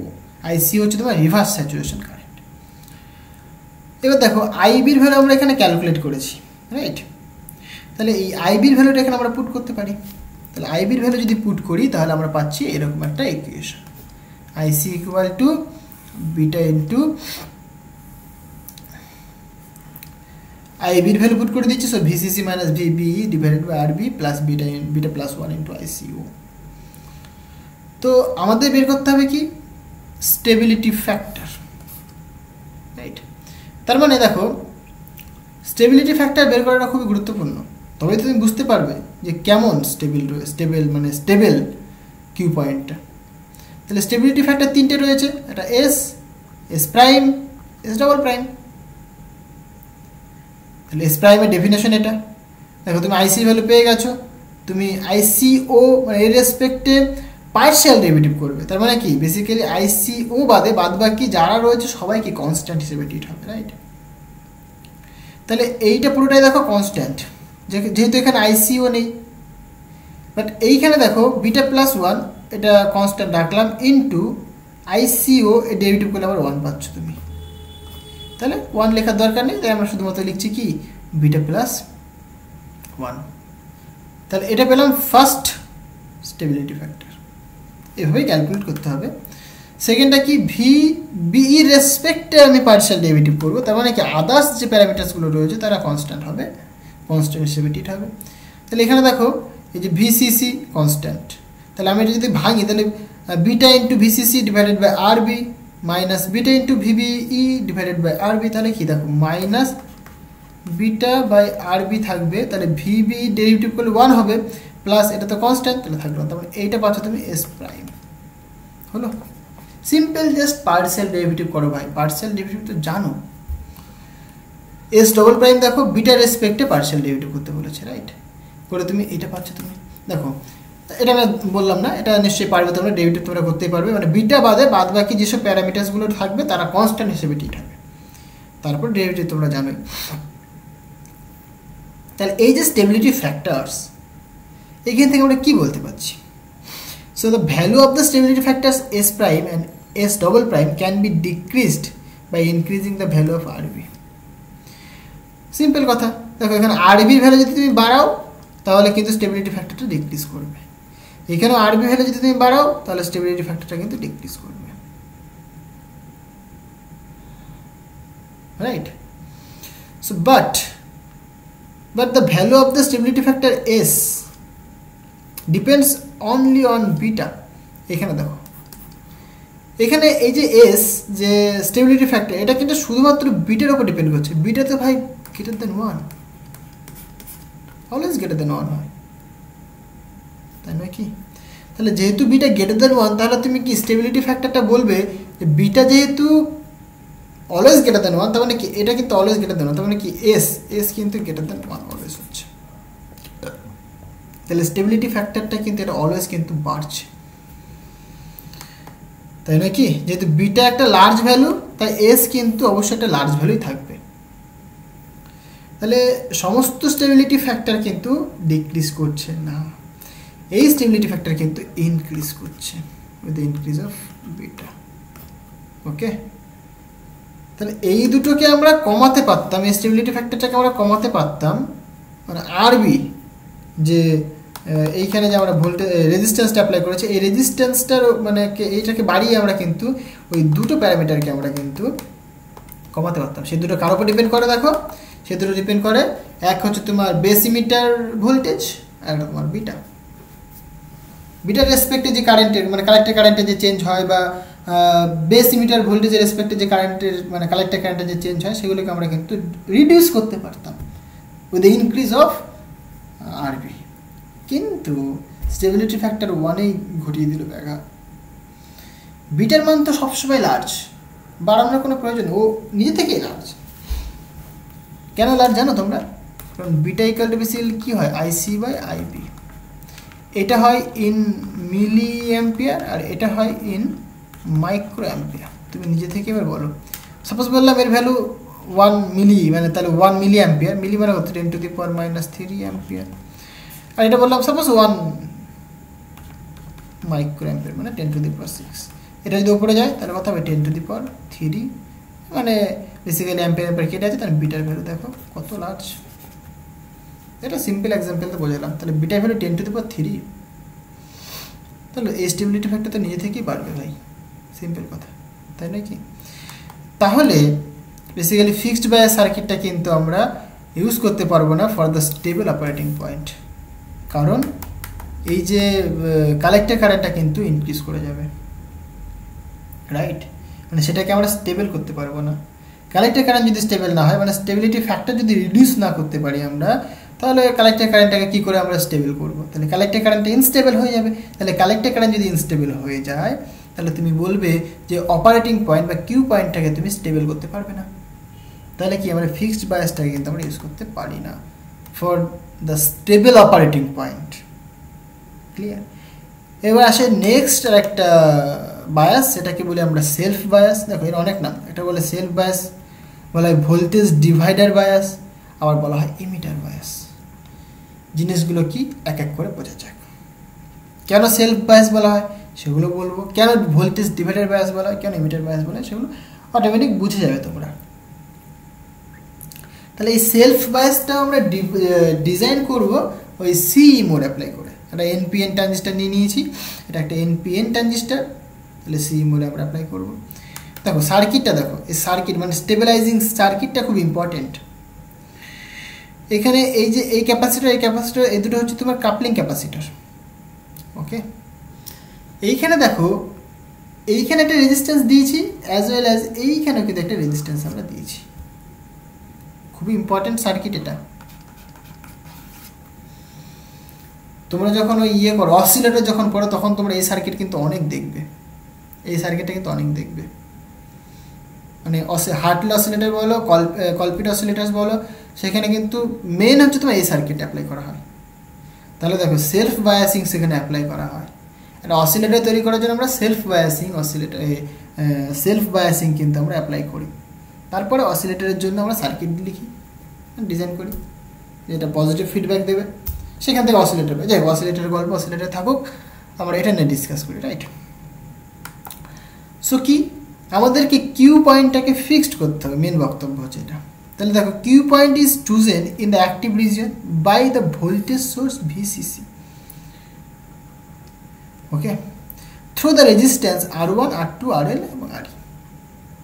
তাহলে এই কিউ পয়েন্টটাকে চুজ করা হয় in the active region by the voltage source VCC R1 R2 RL RE। এই রেজিস্ট্যান্সের থ্রু দিয়ে কিন্তু কিউ পয়েন্টটাকে চুজ করা হচ্ছে অ্যাক্টিভ রিজিয়নে। ক্লিয়ার? বলছে হেয়ার সিই, দেখো এই যে ক্যাপাসিটারটা খুব ইম্পর্টেন্ট, ইন্টারেস্টিং, এই ক্যাপাসিটারটা খুবই গুরুত্বপূর্ণ। এখানে এই ক্যাপাসিটারটাকে বলা হচ্ছে বাইপাস ক্যাপাসিটার। বাইপাস মানে কি? একটা কিছুকে বাইপাস করে দেবে, মানে একটা কারেন্টকে বাইপাস করে দেবে। ক্যাপাসিটার কি করে? ক্যাপাসিটার কিন্তু এসি কারেন্টকে পাস করিয়ে দেয় বা ডিসি কারেন্টকে কিন্তু ব্লক করে দেয়। তাহলে এই যে ক্যাপাসিটারটা, এই ক্যাপাসিটারটা কিন্তু কোনো ডিসি কারেন্টকে কিন্তু পাস করাতে পারবে না, শুধুমাত্র এসি সিগন্যালকে পাস করাবে। তার জন্য যেহেতু বাইপাস করে দিচ্ছে, দেখো মানে কি, দেখো সিই is the bypass capacitor, that is AC signal almost pass through the সিই ইনহিবিটর। বেশিরভাগ এসি সিগন্যাল কিন্তু এসি ইর মধ্য দিয়ে কিন্তু পাস করে যায় এই ইমিটারের ক্ষেত্রে। ক্লিয়ার? বলছে here a voltage divider circuit is used. এই যে এটাই তো ভোল্টেজ ডিভাইডার সার্কিট, এখানে এই যে রেজিস্ট্যান্স অ্যাপ্লাই করা হয়েছে, এইটাই কি একটা ভোল্টেজ ডিভাইডার সার্কিট। ভোল্টেজটাকে দেখো দুটো সেকশন, মানে এখানে একটা ভোল্টেজ ড্রপ পড়বে আর এখানে একটা ভোল্টেজ ড্রপ পড়বে, তাহলে এটা একটা ভোল্টেজ ডিভাইডার সার্কিট হয়ে গেল না? এখানে একটা সিগন্যাল অ্যাপ্লাই করেছি আমরা, ইনপুট সিগন্যাল, তাহলে এটা একটা দেখো ভোল্টেজ ডিভাইডার, তার জন্য এটাকে বলে আমরা voltage divider circuit. Okay, for this reason it is also call the voltage divider circuit. যেহেতু এখানে একটা ভোল্টেজ ডিভাইডার সার্কিট ব্যবহার করা হয়, তাই এটাকে বলা হয়ে থাকে, অনেক সময় বলা হয়ে থাকে ভোল্টেজ ডিভাইডার বায়াস। ওকে, আচ্ছা, বলছে হেয়ার আ রেজিস্ট্যান্স, দেখো in emitter circuit R E is used which increase the biasing stability. তাহলে এই যে আর ই রেজিস্ট্যান্স আমরা অ্যাপ্লাই করেছি, এটা কি করে? বায়াসিং স্টেবিলিটিটাকে ইনক্রিজ করে। মানে এটা খুবই গুরুত্বপূর্ণ এইটুকুনি, কারণ এটাই সেলফ বায়াস হিসেবে কাজ করবে, নিজে নিজে কি করবে, মানে বায়াসিং, দেখো আমি বলবো জিনিসগুলো কেমন হয়, নিজে নিজে বায়াসিং করবে। ঠিক আছে, যখন দেখবে যে কালেক্টর কারেন্ট বেড়ে যাচ্ছে তখন আবার সে কমিয়ে দেবে। খুব ইন্টারেস্টিং ব্যাপার এখানটা। তাহলে এই যে আর ই রেজিস্ট্যান্স ব্যবহার করা হচ্ছে ইমিটার সার্কিটে, সেটা কি করে? বেসিক্যালি বায়াসিং স্টেবিলিটিটাকে ইনক্রিজ করে। আমার তো সেটাই দরকার, বায়াসিং স্টেবিলিটি ইনক্রিজ দরকার, মানে কিউ পয়েন্টটার স্টেবিলিটি আমাদের ইনক্রিজ করতে হবে, তবেই তো আমরা সেই পয়েন্টে অপারেট করতে পারবো ট্রানজিস্টারটাকে, তাই না? তার জন্যই বেসিক্যালি এই সার্কিটটাকে মোস্টলি আমরা ইউজ করি ফর ডিফারেন্ট পারপাস। দেখো বলছে ইফ অ্যাট এনি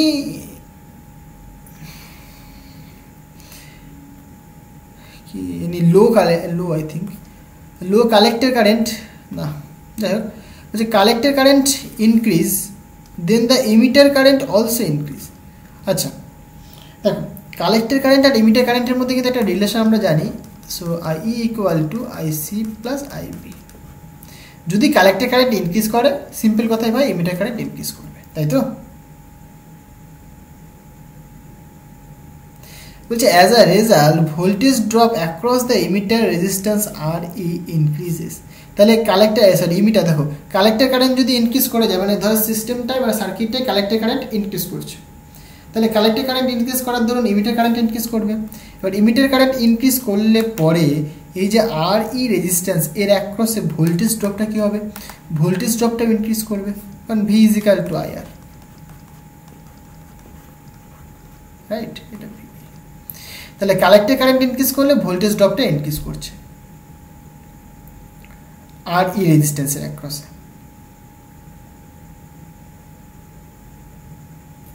বলছে which decreases the forward bias in emitter junction. তাহলে এইখানে ইন্টারেস্টিং ব্যাপার হচ্ছে, দেখো যদি এর অ্যাক্রসে যদি ভোল্টেজটা যদি বাড়ে কোনোভাবে, তাহলে কি এইখানে তো একটা ভোল্টেজ অ্যাপ্লাই করা হয়েছে, এখানে ফরওয়ার্ড বায়াস অ্যাপ্লাই করা হয়েছে, তাহলে এই ফরওয়ার্ড বায়াস ভোল্টেজটা কিন্তু ডিক্রিজ করবে, তাই নয় কি? মানে এখানে 5 ভোল্ট দিলাম, এখানে ভোল্টেজটা বেড়ে গেল 6 ভোল্ট, তাহলে 5 ভোল্টটা কিন্তু 6 ভোল্টের রেসপেক্টে কম।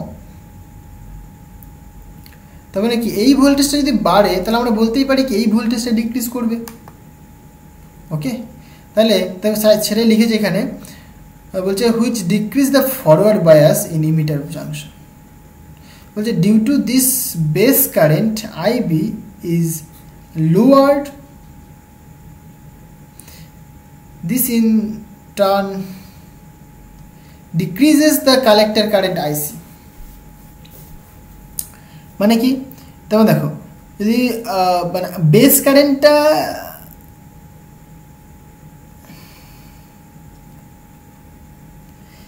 কারেন্টটা লোয়ার হওয়ার দরুন, বেস কারেন্ট যদি লোয়ার হয়,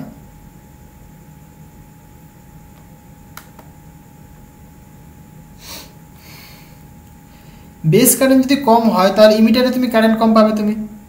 ওকে, কারণ একটা রিলেশন তুমি জানো, এটা কত? IC equal to beta into IB.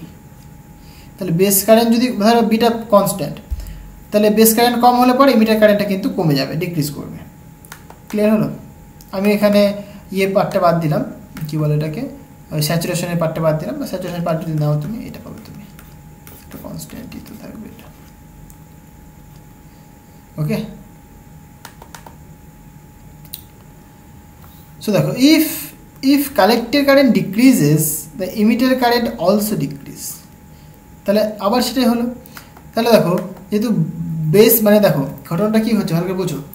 তাহলে প্রথমে ঘটনাটা কী হলো, এই যে ইমিটার রেজিস্ট্যান্স, এই ইমিটার রেজিস্ট্যান্সটা ইউজ করা হয় বায়াসিং স্টেবিলিটিকে ইনক্রিজ করার জন্য। এইবার সাপোজ এনি হাউ টেম্পারেচার বাড়ছে, তাহলে যে স্যাচুরেশন রিভার্স স্যাচুরেশন কারেন্ট সেটা বাড়বে, সেটা বাড়ার দরুন কি কালেক্টর কারেন্টটা বাড়বে। তাহলে কালেক্টর কারেন্ট যদি ইনক্রিজ করে, তাহলে কালেক্টর কারেন্ট ইনক্রিজ করার দরুন এই ইমিটার কারেন্টটা বাড়ছে আবার, রাইট। ইমিটার কারেন্টটা বাড়ার দরুন এর অ্যাক্রসে ভোল্টেজ ড্রপটা বাড়ছে, এর ভোল্টেজ ড্রপ বাড়ার দরুন এই ইনপুটের যে ফরওয়ার্ড বায়াস ভোল্টেজ সেটা কমছে, এর ফরওয়ার্ড বায়াস ভোল্টেজ কমার দরুন এখানে কম কারেন্ট যাচ্ছে, আইবি কারেন্টটা কমে যাচ্ছে। আবার আইবি কারেন্ট কমার দরুন কালেক্টর কারেন্ট কম হচ্ছে, এবার কালেক্টর কারেন্ট আবার কমের জন্য এই যে ইমিটারের মধ্য দিয়ে কারেন্ট কম হচ্ছে। তাহলে এই কারেন্টটা কম হওয়ার দরুন এখানে ভোল্টেজ ড্রপটা কম হচ্ছে, এই ভোল্টেজ ড্রপটা কম হওয়ার দরুন ফরওয়ার্ড বায়াসের ভোল্টেজ ড্রপ ইনক্রিজ করছে। তাহলে ফরওয়ার্ড বায়াস ভোল্টেজটা ইনক্রিজ করছে, তাহলে ফরওয়ার্ড বায়াসটা ইনক্রিজ করার দরুন আইবি কারেন্টটা বাড়ছে, আর আইবি কারেন্ট বাড়ার দরুন কালেক্টর কারেন্ট বাড়ছে, কালেক্টর কারেন্ট বাড়ার দরুন এখানে ইমিটার কারেন্ট বাড়ছে, ইমিটার কারেন্ট বাড়ার দরুন এর অ্যাক্রসে ভোল্টেজ ড্রপ পাচ্ছে, দিয়ে আবার ফরওয়ার্ড বায়াস ভোল্টেজটা কমছে, দিয়ে আবার আইবি কারেন্টটা কমছে, কালেক্টর কারেন্ট কমছে, এইভাবে দেখো চলতেই আছে। মানে কোনো সময় কালেক্টর কারেন্ট বাড়লে পরে এমন সিস্টেম, মানে এটাকে বলছে আমরা সেলফ বায়াসিং, নিজে নিজে বায়াস হচ্ছে, যখন বাড়ানোর দরকার বাড়িয়ে দিচ্ছে, আবার নিজে থেকে কমিয়ে দিচ্ছে, বাড়িয়ে দিচ্ছে আবার কমিয়ে দিচ্ছে।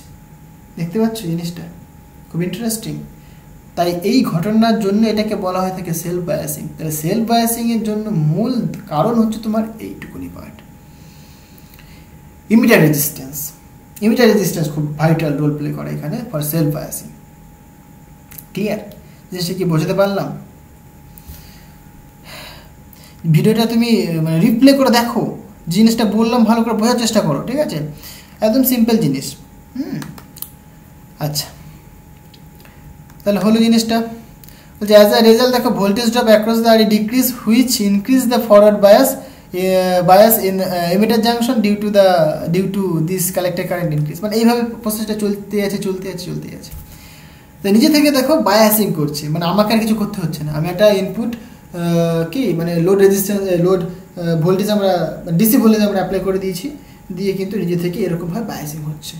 কিন্তু ফিক্সড বায়াসের ক্ষেত্রে কী হচ্ছিলো, বেড়ে যাচ্ছিলো, বেড়ে গিয়ে ড্যামেজ করে দিচ্ছিলো। মানে বেসিক্যালি স্টেবিলিটি ফ্যাক্টরগুলো কী ছিল, একটা স্টেবিলিটি ফ্যাক্টর প্রচুর বেড়ে গেছিলো এই রিভার্স স্যাচুরেশন কারেন্টের জন্য, ঠিক আছে? তার জন্য আমরা ওইটাকে ইউজ করতে পারি না for the operating system, operating transistor হিসেবে ইউজ করতে পারি না আমরা, রাইট? কিন্তু এইটা কিন্তু আমরা করতে পারবো, কারণ এটা খুব ইন্টারেস্টিং। সেলফ বায়াস, নিজে থেকে বায়াস করছে। So emitter resistor makes the, দেখো এখানে বলেছে emitter resistor makes the collector current constant, thus the biasing stability is improved by the emitter resistance. কী বললাম, ইমিটার রেজিস্ট্যান্সটা কিন্তু এখানে ভাইটাল রোল প্লে করছে। তাহলে এই পয়েন্টটা খুব ইম্পর্টেন্ট হলো, কারণ ইমিটার রেজিস্ট্যান্সটাই কিন্তু সব কাজ করছে এখানে। তাহলে ইমিটার রেজিস্ট্যান্সটা কিন্তু কালেক্টর কারেন্টটাকে কনস্ট্যান্ট করে দিচ্ছে। যখন বাড়তে যায় তখন কমিয়ে দেয়, যখন কমে আবার বাড়িয়ে দেয়। মানে এরকম একটু ফ্ল্যাকচুয়েট করে একটা জায়গাতে ফিক্সড করে রাখছে। এরকম না যে প্রচুর বেড়ে গেল বা এরকম না প্রচুর কমে গেল, মানে একটা জায়গাতে ফিক্সড রেখে দিচ্ছে, একটুখানি বাড়লো আর কমিয়ে দিল। মানে দেখতে পাচ্ছি ধরো কালেক্টর কারেন্টের ভ্যালুটা সাপোজ কথার কথা বলছি আমি 1 অ্যাম্পিয়ার হওয়ার কথা, ঠিক আছে? যখন দেখছি যে 1 অ্যাম্পিয়ার থেকে বেশি হওয়ার চেষ্টা করছে তখন আবার কমিয়ে দিচ্ছে ইমিটার রেজিস্ট্যান্সটা। কম কত হতে পারে, সাপোজ 0.5 হতে পারে, তাহলে 0.5 থেকে 1 এইটুকুনির মধ্যে থাকছে। একটা কথার কথা আমি বলছি, একটা এক্সাম্পল দিই। তাহলে কি এর বেশি হচ্ছে না 1 থেকে, 0.5 থেকে কম হচ্ছে, মানে ওইটুকুনি রেঞ্জের মধ্যে থাকছে। তাহলে কি কালেক্টর কারেন্টটাকে একটা ফিক্সড করে দিল, মানে স্টেবল করে দিল। যদি কালেক্টর কারেন্ট স্টেবল হয়, আমি আগেই বলেছিলাম কিউ পয়েন্টটা স্টেবল হবে।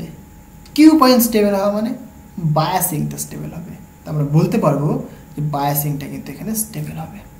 ওকে, আচ্ছা বলছে now we will calculate the value of the base current and the collector current for the above biasing circuit. Okay, so for that we will use the Thevenin theorem circuit of the above circuit, the Thevenin equivalent circuit as shown in the figure. Thevenin equivalent circuit বা Thevenin theorem কি তোমাদের মনে আছে? তোমরা second সেমিস্টারে পড়েছিলে, খুব important ছিল Thevenin theorem। এখানে আমরা Thevenin theorem অ্যাপ্লাই করে আমরা কিন্তু এই সার্কিটের প্রবলেমটা সলভ করতে পারি, মানে এখানে বেসিক্যালি বেস কারেন্ট এবং এমিটার কারেন্ট আমরা ক্যালকুলেট করতে পারি। একটু জল খেয়ে নিই।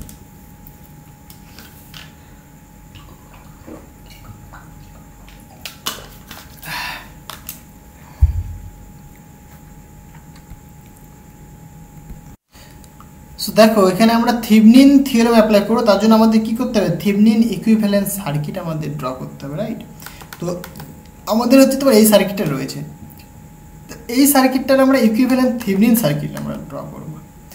Thevenin থিওরেম তোমরা দেখেইছো বেসিক্যালি কেমন হয়, একটা ভোল্টেজ থাকে, এটা মানে বেসিক্যালি এটা Thevenin ভোল্টেজ, এটা Thevenin রেজিস্ট্যান্স থাকে, দিয়ে আউটপুট ভোল্টেজ থাকে, রাইট? তাহলে ইনপুটে আমাদের কাজ করতে হবে এখানে, তাহলে এইখানে আমরা Thevenin থিওরেম অ্যাপ্লাই করব। দেখো তাহলে এইখানে একটা ভোল্টেজ রয়েছে, তাহলে এইখানে আমরা ভোল্টেজটা বলবো Thevenin ভোল্টেজ, আর এর ইকুইভ্যালেন্ট যে রেজিস্ট্যান্স সেটা তোমার কি Thevenin রেজিস্ট্যান্স হবে। ওকে, তাহলে সেটা আমরা লিখেছি RTh। তাহলে Thevenin যে ভোল্টেজ সেটা VTh, এই ভোল্টেজটা কতখানি হবে দেখো, যে ভোল্টেজটা অ্যাপ্লাই করা হয়েছে বেসিক্যালি সেটা কত VCC, রাইট? তাহলে এই VCC যেটা ভোল্টেজ ডিভাইডার, তাহলে এর অ্যাক্রসে ভোল্টেজ দেখছি আমরা এখানে, তাহলে এর অ্যাক্রসে কত হবে দেখো, এ রেজিস্ট্যান্স ডিভাইডেড বাই ভোল্টেজ ডিভাইডারের কাজ কি, তাহলে ভোল্টেজ ডিভাইডারে আমরা রুল জানি কত, যার অ্যাক্রসে দেখবো তার resistance divided by total resistance into যে ভোল্টেজটা অ্যাপ্লাই করা হয়েছে, তাহলে এটাই কি Thevenin ভোল্টেজ। জিনিসটা কি বোঝাতে পারলাম? ভিসিসিটা হচ্ছে তোমার অ্যাপ্লাইড ভোল্টেজ। ওকে, তাহলে দেখো এইখানে এর অ্যাক্রসে কিন্তু ভোল্টেজটা অ্যাপ্লাই করা আছে, রাইট? এর অ্যাক্রস কোনটা রেজিস্ট্যান্স, R2 রেজিস্ট্যান্স, তাহলে R2, তাহলে এখানে আমরা ডিভাইডার রুল অ্যাপ্লাই করবো, সুতরাং R2 by R1 plus R2, তাহলে এটা তোমার ইকুইভ্যালেন্ট রেজিস্ট্যান্স, মানে রেজিস্ট্যান্সটা পেলাম ইনটু ভিসিসি, এই ভোল্টেজের এত অংশ, রাইট? সেটাই কি আমাদের VTh, এটা আমাদের Thevenin ভোল্টেজ। আর দরকার আমাদের Thevenin resistance. So Thevenin resistance কি হবে দেখো, দুটো রেজিস্ট্যান্স রয়েছে এখানে, এই যে দুটো রেজিস্ট্যান্স R1 R2, এরা কি প্যারালাল রয়েছে এরা, তাহলে আমরা কি লিখতে পারি R1 R2 বাই R1, মানে বেসিক্যালি এটা এরকম হয় 1 by RTh that is equal to 1 by R1 plus 1 by R2। So we can write R1 R2 into R1 plus R2। তাহলে এটাকে যদি আমরা ইয়ে করে দিই, রিভার্সটাকে যদি করি, তাহলে RTh ইকুয়াল টু বলতে পারি আমরা R1 R2 divided by R1 plus R2, তাহলে সেটা লিখেছি। তাহলে Thevenin ভোল্টেজ পেয়ে গেলাম, Thevenin রেজিস্ট্যান্স পেয়ে গেলাম, আর কি চাই, হয়ে গেল প্রবলেম হলো। তাহলে এইখানে একটা লুপ আমি ধরেছি, এই লুপটা। ওকে, তাহলে এই লুপে তুমি এবার KVL অ্যাপ্লাই করে দাও। তাহলে এই যে বেস কারেন্ট লুপ, এই বেস কারেন্ট লুপ এখানে IB হচ্ছে তোমার ইনপুট বা বেস কারেন্ট, তাহলে এই লুপ থেকে আমরা যদি মানে KVL অ্যাপ্লাই করি এই লুপে যদি আমরা, তাহলে কি পাবো দেখো, সিম্পল জিনিস, তাহলে VTh এটা প্লাস এটা মাইনাস, রাইট? তাহলে প্লাস VTh, এর মধ্যে দিয়ে কারেন্ট যাচ্ছে, তাহলে প্লাস মাইনাস, যেহেতু অপারেটর ধরে তাহলে একটা মাইনাস হবে, মাইনাস IB ইন্টু RTh, এটা কত RTh, এটা IB ইন্টু RTh, তাহলে এই রেজিস্ট্যান্সের অ্যাক্রসে ভোল্টেজ ড্রপ পাচ্ছি আমরা IB ইন্টু RTh, এদিক দিকে এই আসবে, তাহলে এর অ্যাক্রসে কিন্তু একটা ভোল্টেজ ড্রপ পড়ছে, যেহেতু কারেন্টটা এদিক থেকে এদিকে আসতে পারে, এটা প্লাস এটা মাইনাস, তাহলে যেহেতু আমরা এই দিকেরটা নিচ্ছি তাই কত হবে, এটা মাইনাস VBE হবে। আবার এর অ্যাক্রসে একটা ভোল্টেজ ড্রপ পড়বে, মানে কারেন্টটা এদিক থেকে এদিকে আসছে, তাহলে আমরা এইটা নিচ্ছি আমরা, সুতরাং মাইনাস রেজিস্ট্যান্সটা আমি বলি RE, তাহলে RE ইন্টু IE, IEটাকে আমরা দুটো ভাগে লিখতে পারি আমরা, কি IE basically IC plus IB, এখানে এক চান্সে লিখে দিয়েছে IB plus IC that is equal two 0। এটা আমরা KVL অ্যাপ্লাই করে পেলাম, কি অ্যাপ্লাই করে পেলাম, KVL অ্যাপ্লাই করে পেলাম, ঠিক আছে? তাহলে এখান থেকে ক্যালকুলেট করে আমরা IB এর ভ্যালু ক্যালকুলেট করেছি, সো আইবির ভ্যালু ক্যালকুলেট করেছি এটা। ওকে, তাহলে আইবির ভ্যালু যেহেতু পেয়ে গেছি আমরা, আমাদের উদ্দেশ্য কি কালেক্টর কারেন্টও ক্যালকুলেট করা, তাই নয় কি? তাহলে আইবির ভ্যালু পেয়ে গেছি, সেখান থেকে আমরা কালেক্টর কারেন্ট বের করতে পারবো, ফর্মুলা জানি আমরা এইটা, তাই না? তাহলে এখানে আইবির ভ্যালু পুট করে দাও, এটাকে সিম্পলিফাই করো, সিম্পলিফাই করলে একটা বিশাল বড় টার্ম আসছে এইটা। ওকে, এটা তোমার কালেক্টর কারেন্ট। এবার তোমাকে বের করতে হবে স্টেবিলিটি ফ্যাক্টর। দেখো তোমরা সবাই ডেরিভেটিভ করতে জানো, এটাকে ডেরিভেটিভ করো। স্টেবিলিটি ফ্যাক্টর তিনটে রয়েছে, একটা মানে এই যে আইসির পার্সিয়াল ডেরিভেটিভ করবো উইথ রেসপেক্ট টু আইসিও, আইসির পার্সিয়াল ডেরিভেটিভ করবো উইথ রেসপেক্ট টু আইভিবি, আর বিটা রেসপেক্টে পার্সিয়াল ডেরিভেটিভ করবে, করো। তাহলে এস এস যেটা পাচ্ছ তুমি আইসিও রেসপেক্টে পার্সিয়াল ডেরিভেটিভ, সেটা করে তুমি এটা পেলে। এখান থেকে কি কনক্লুশন বোঝা যাচ্ছে সেটা বোঝো আগে।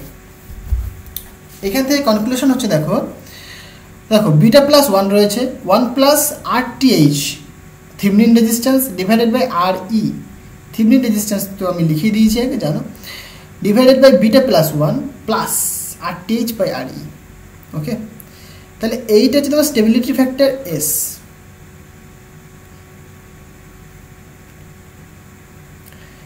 দেখো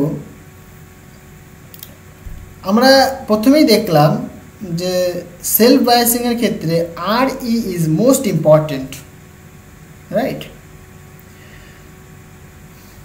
এবার এই যে আরটিএইচ বাই আর ই, এটা যদি ইনক্রিজ করে from small value to large value, মানে এটা যদি ইনক্রিজ করানো হয়, মানে বাড়লো, মানে কম ভ্যালু থেকে বেশি ভ্যালুর দিকে যদি বাড়ানো হয়,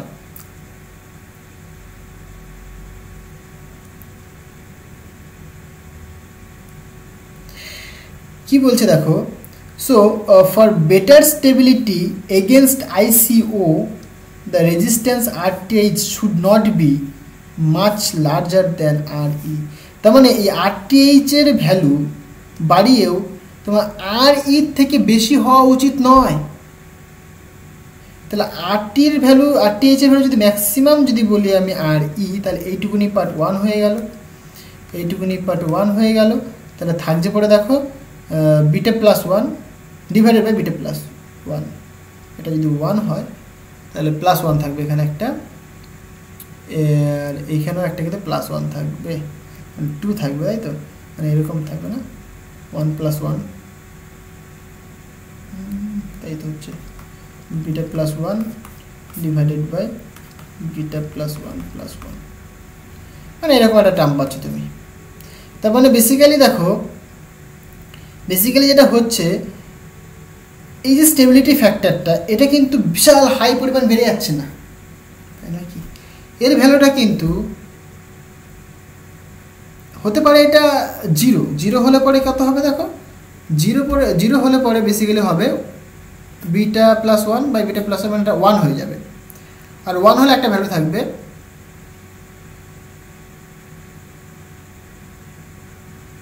তার মানে স্টেবিলিটি ফ্যাক্টরের ভ্যালুটা ওয়ান থেকে ওয়ান প্লাস বিটা এই রেঞ্জের মধ্যে থাকছে,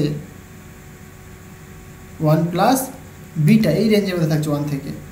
তার মানে কিন্তু এটা কিন্তু ভালো একটা স্টেবিলিটি দিতে পারে, রাইট? মানে স্টেবিলিটি ফ্যাক্টরটা বিশাল বেড়ে যাচ্ছে না, একটা ফিক্সড ভ্যালুর মধ্যে থাকছে। ওকে, আর এস প্রাইম যেটা, সেটা কি কার রেসপেক্টে করবো আমরা? এটা করলাম আইসিও রেসপেক্টে, এগেনস্টে একই কথা। এটা করবো আমরা ভিবিই, মানে বেস ইমিটার ভোল্টেজের রেসপেক্টে করবো, করলাম। ক্যালকুলেট করলে তুমি এরকম একটা ভ্যালু পাচ্ছ। এইখানে দেখো বিটার ভ্যালু কিন্তু মাছ গ্রেটার দেন ওয়ান, তাই তো? So S prime is nearly equal to, দেখো এটা যদি মাছ গ্রেটার দেন ওয়ান হয়, তাহলে এই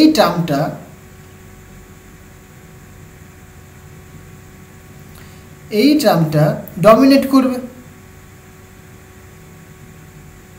তাই নয় কি? তাহলে দেখো এটাকে এরকম বলতে পারো তুমি, এটাকে যদি আমি বলি এরকম, যেহেতু বিটা মাছ গ্রেটার দেন ওয়ান, তাহলে এস প্রাইম ইকুয়াল তুমি বলবে মাইনাস বিটা ওভার, দেখো আরটিএইচ তার রেসপেক্টে তাহলে জিরো কম, মানে একদম জিরো বলতে পারি আমরা, নিয়ার ইকুয়ালস টু বলে দিই এখানে আমি, এটা কমে গেল, আর এখানে থাকবে দেখো বিটা প্লাস ওয়ান, যেহেতু বিটা মাছ গ্রেটার দেন ওয়ান, তাহলে কি বিটা প্লাস ওয়ান মানে একই, মানে বিটাই থাকবে এখানে ইন্টু আর ই। তাহলে দেখো বিটা বিটা ক্যান্সেল হচ্ছে, তাহলে থাকছে পরে কি minus of one by R ই। তাহলে এইটা হচ্ছে, তাহলে বিটার ভ্যালুটা কিন্তু সরি বিটা বলছি এস প্রাইমের ভ্যালুটা কিন্তু মাইনাস ওয়ান বাই আর ই হচ্ছে, right? So here RE should be large for stabilization with respect to VBE. তার মানে কি RE টা যদি তুমি বাড়াও, মানে RE রেসপেক্টে এস প্রাইমটা কিন্তু স্টেবল হবে, রাইট? RE রেসপেক্টে কিন্তু এস প্রাইমটা কিন্তু স্টেবল হতে পারছে। তার মানে দেখো আইসিওর এগেনস্টেও স্টেবল হলো, আর ভিবিইর এগেনস্টেও কিন্তু স্টেবল হলো, মানে স্টেবিলিটি ফ্যাক্টরটা কম। তখন আমরা বলতে পারি কি বায়াসিংটা স্টেবল। ওকে, আচ্ছা দেখো আইসির ভ্যালু আমরা এটা জানি, এখান থেকে যদি বিটার ভ্যালু যদি আগেই মাছ গ্রেটার দেন ওয়ান বলি, তাহলে সেখান থেকে যদি আমরা ক্যালকুলেট করে আমরা এরকম একটা টার্ম পাচ্ছি। ওকে, এবার আমরা কি করেছি, বোথ সাইডে লগ নিয়ে নিয়েছি। দেখো সিম্পল ক্যালকুলেশন নিজেই করতে পারো, খাতা কলমে ধরে ধরে প্র্যাকটিস করো। বোথ সাইডে আমি লগ নিয়ে নিয়েছি, লগ নেওয়ার ফলে কি হচ্ছে দেখো এরকম একটা ফর্ম পাচ্ছি। এইবার আমি এটাকে কী করলাম, আমার তার একটা ফ্যাক্টর বের করতে হবে, সেটা কি এস ডবল প্রাইম, সেটা কি বিটার রেসপেক্টে পার্সেল ডেরিভেটিভ, তাই না? তার জন্য আমি এরকম ফরম্যাট করে নিয়ে আসলাম আগে। এবার বিটার রেসপেক্টে পার্সেল ডেরিভেটিভ করো, তাহলে সোজা হয়ে যাবে। লগের ফর্ম্যাট নিয়ে আসলে কি সোজা হয়ে যাবে, তাহলে সোজা হয়ে কত আসছে ক্যালকুলেট করে এইরকম তুমি টার্ম পাচ্ছ একটা। ওকে, এবার এখানে দেখো বিটা তো আবার মাছ গ্রেটার দেন ওয়ান, তাহলে এখান থেকে তুমি বলতে পারো এস কিন্তু মানে যদি বিটা যদি মাছ গ্রেটার দেন ওয়ান হয়, তাহলে এর ভ্যালুটা কিন্তু মানে এস ডবল প্রাইম ভ্যালুটা কিন্তু প্রচুর কম হবে, লো হবে। তার মানে কি, তার মানে দেখো স্টেবিলিটি ফ্যাক্টরগুলো সবগুলোতেই কম। স্টেবিলিটি ফ্যাক্টর যত কম হবে বায়াসিং স্টেবিলিটি তো বাড়বে, মানে কিউ পয়েন্টে তত বেশি স্টেবল হবে। ক্লিয়ার? তাহলে আমরা বলতে পারবো যে কিউ পয়েন্টটা কি প্রচুর স্টেবল। তাহলে সেলফ বায়াসিং করে কিন্তু আমরা কিউ পয়েন্টটাকে স্টেবল করতে পারবো, মানে কালেক্টর কারেন্টটাকে আমরা কনস্ট্যান্ট রাখতে পারছি। ওকে, যেটা আমাদের মেন উদ্দেশ্য ছিল প্রথম থেকে, কালেক্টর কারেন্টটাকে স্টেবল করতে হবে, মানে ফিক্সড করতে হবে। কালেক্টর কারেন্ট যদি কনস্ট্যান্ট করতে পারি আমরা, তাহলে বলতে পারবো যে কিউ পয়েন্ট বা বায়াসিং স্টেবিলিটিটা কিন্তু স্টেবল হলো, বায়াসিংটা স্টেবল হলো, কিউ পয়েন্টটা স্টেবল হলো। আমাদের কিউ পয়েন্টটা স্টেবল করা দরকার ছিল, তাহলে আমরা ট্রানজিস্টারটাকে অপারেট করতে পারবো অ্যাম্পলিফায়ার হিসেবে। ক্লিয়ার? এই ছিল ব্যাপার। এখানে দেখো কম্প্যারিজন দেখিয়েছি আমি, এটা কি বায়াসিং সার্কিটের মানে ফিক্সড বায়াস আর ভোল্টেজ ডিভাইডার আর দ্য সেলফ বায়াসের মধ্যে যে একটা কম্প্যারিজন, খুব ইম্পর্টেন্ট। এটাও কিন্তু পরীক্ষায় দেয়। দেখো সেলফ বায়াসটা করে যাবে, সেলফ বায়াস পরীক্ষায় দেবেই। এই যে স্টেবিলিটি ফ্যাক্টরগুলো ক্যালকুলেট করতে দেয়, ঠিক আছে? এটা কিন্তু খুবই ইম্পর্টেন্ট, সেলফ বায়াসটা মারাত্মক ইম্পর্টেন্ট। হ্যাঁ, আচ্ছা, তো কম্প্যারিজন অফ দ্য বায়াসিং সার্কিটটা কি দেখো, সো ফিক্সড বায়াস আর এদিকে তোমার সেলফ বায়াস। বলছে সিম্পলিসিটি, প্রথমে যদি বলি আমরা সিম্পলিসিটি, বলছে the fixed bias circuit are simple as only one resistor RB is used or required to set the conditions। মানে ফিক্সড বায়াসের ক্ষেত্রে কিন্তু আমরা RB রেজিস্ট্যান্স মানে একটা রেজিস্ট্যান্স ইউজ করেছিলাম, মনে আছে? সেই রেজিস্ট্যান্সটা কিন্তু বেসিক্যালি বেস কারেন্টটাকে ফিক্সড করে দিচ্ছিল, তার জন্য নাম দিয়েছিলাম ফিক্সড বায়াস। বাট সেলফ বায়াসের ক্ষেত্রে কিন্তু আমরা একটা রেজিস্ট্যান্স ইউজ করিনি, আমরা ভোল্টেজ ডিভাইডার সার্কিট আমরা ইউজ করেছি, মানে দুটো রেজিস্ট্যান্স আমরা ইউজ করেছি, যেটা ভোল্টেজ ডিভাইডার হিসেবে কাজ করছে। তাহলে এটা একটুখানি সিম্পলিসিটির দিক থেকে এটা কম্পাউন্ড বা কমপ্লেক্স টাইপের, এটা কমপ্লেক্স সার্কিট বাট ইন্টারেস্টিং সার্কিটটা, ইম্পর্টেন্ট সার্কিট, এটা খুবই ইম্পর্টেন্ট সার্কিট, প্রচুর ইউজ হয় সার্কিটটা। সেকেন্ড কি দেখো, থার্মাল রানওয়ে। দেখো থার্মাল রানওয়ে কখন হয়, যে বললাম আমরা কালেক্টর মানে বেসিক্যালি টেম্পারেচার বাড়ছিল, রিভার্স স্যাচুরেশন কারেন্ট বাড়ছে, তার জন্য কালেক্টর কারেন্ট বাড়ছিল, কালেক্টর কারেন্ট বাড়ার জন্য টেম্পারেচার বাড়ছিল। তাহলে কালেক্টর কারেন্ট যদি বাড়ে তাহলে টেম্পারেচার বাড়বে, টেম্পারেচার বাড়লে রিভার্স স্যাচুরেশন কারেন্ট বাড়বে, সেটা বাড়লে আবার কালেক্টর কারেন্ট বাড়বে, এইভাবে কিন্তু রানওয়ে হতে থাকবে, রানওয়ে হতে থাকবে, রানওয়ে হতে থাকবে। তার মানে কি কালেক্টর কারেন্টটাকে তোমাকে ফিক্সড করতে হবে। তাহলে ফিক্সড বায়াসের ক্ষেত্রে ফিক্সড বায়াস সার্কিট গিভস আ পুর স্টেবিলিটি এগেনস্ট দ্য আইসিও। বুঝি বললাম এস যে ফ্যাক্টরটা আমরা বের করেছিলাম সেখানে কি দেখলাম, সেটা শুধুমাত্র মানে এটা ছিল না, এস ফ্যাক্টরটা বেসিক্যালি হয়েছিল বিটা প্লাস 1। এখানে বিটা তো নিজে থেকেই মানে নিজেই গ্রেটার দেন 1, তার মানে কি এই যে এস ফ্যাক্টরটা এটা গ্রেটার দেন 1 হয়ে গেল। এস ফ্যাক্টর ডিপেন্ড করছে তোমার আইসি ডেল আইসি বা ডেল আইসিও, মানে আইসিওর এগেনস্টে থাকছে এটা, যেহেতু আইসিওর এগেনস্টে। এবার আইসিও এটা তো মানে স্টেবিলিটি ফ্যাক্টর তো অনেকটা বেশি হয়ে গেল, তার মানে এটা কি রিডিউস করতে পারলাম না আমরা, তার মানে কি আইসিও যদি বেড়ে যায় ভাই তাহলে টেম্পারেচার বাড়বে, মানে কালেক্টর কারেন্ট বাড়বে, তাই না? এখানে কিন্তু থার্মাল রানওয়ে কিন্তু হবে। ফিক্সড বায়াসের ক্ষেত্রে থার্মাল রানওয়ে হওয়ার প্রবাবিলিটি অনেক বেশি। বাট সেলফ বায়াসের ক্ষেত্রে আমরা কি দেখলাম, ওই যে ইমিটার রেজিস্ট্যান্স ইউজ করার দরুন নিজে থেকে কিন্তু বায়াসিং করছিল, তাই নয় কি? মানে ওই যে রিভার্স স্যাচুরেশন কারেন্টটাকে কখনোই বাড়তে দিচ্ছিল না। আমরা স্টেবিলিটি ফ্যাক্টরে ক্যালকুলেট করে দেখেছি যে রিভার্স বায়াস কারেন্টের রেসপেক্টে কিন্তু স্টেবিলিটির এটা কিন্তু মানে বায়াসটা কিন্তু প্রচুর স্টেবল। মানে এইখানে কিন্তু থার্মাল রানওয়ে হওয়ার প্রবাবিলিটি বা পসিবিলিটি খুবই কম, নেই বললেই চলে, মানে নেই বলতে পারি আমরা, সো নো পসিবিলিটি। এই কম্প্যারিজনগুলো খুব ইম্পর্টেন্ট, তৈরি করে নাও। সেকেন্ড কি, থার্ড কি দেখো বলছে stability factor S prime and S double prime. Fixed বায়াসের ক্ষেত্রে the bias stability factor S prime S double prime improve if high value of RB is used. দেখেছিলাম আমরা আরবিটা নিচে থাকে, মানে আরবির ভ্যালু যদি আমরা হাই ইউজ করি তাহলে পরে এস প্রাইম এবং এক্স ডবল প্রাইমটা কি রিডিউস হয়ে যাচ্ছিলো, তার মানে কি আরবি রেজিস্ট্যান্সের উপরে কিন্তু এই স্টেবিলিটি ফ্যাক্টর দুটো ডিপেন্ড করছিল। এখানে কি voltage divider bias circuit gives the better stability against S prime, মানে বেসিক্যালি যে বায়াস ইমিটার ভোল্টেজের এগেনস্টে, আর একটা কেস ডবল প্রাইম যে স্টেবিলিটি ফ্যাক্টর সেটা কি বেসিক্যালি বিটার এগেনস্ট। তাহলে ভোল্টেজ ডিভাইডার সার্কিট কিন্তু সেলফ বায়াসে কিন্তু মারাত্মক ইম্পর্টেন্ট রোল প্লে করে। ওকে, আর এটা কি দেখো popularity and uses. Fixed bias are not commonly used in practical purpose, but the voltage divider circuit or the self bias circuit is mostly used or popular and commonly used to give a stable operating point. বুঝতে পারলে? তাহলে এই ছিল চারটে comparison, খুবই important, তৈরি করে নাও এটা।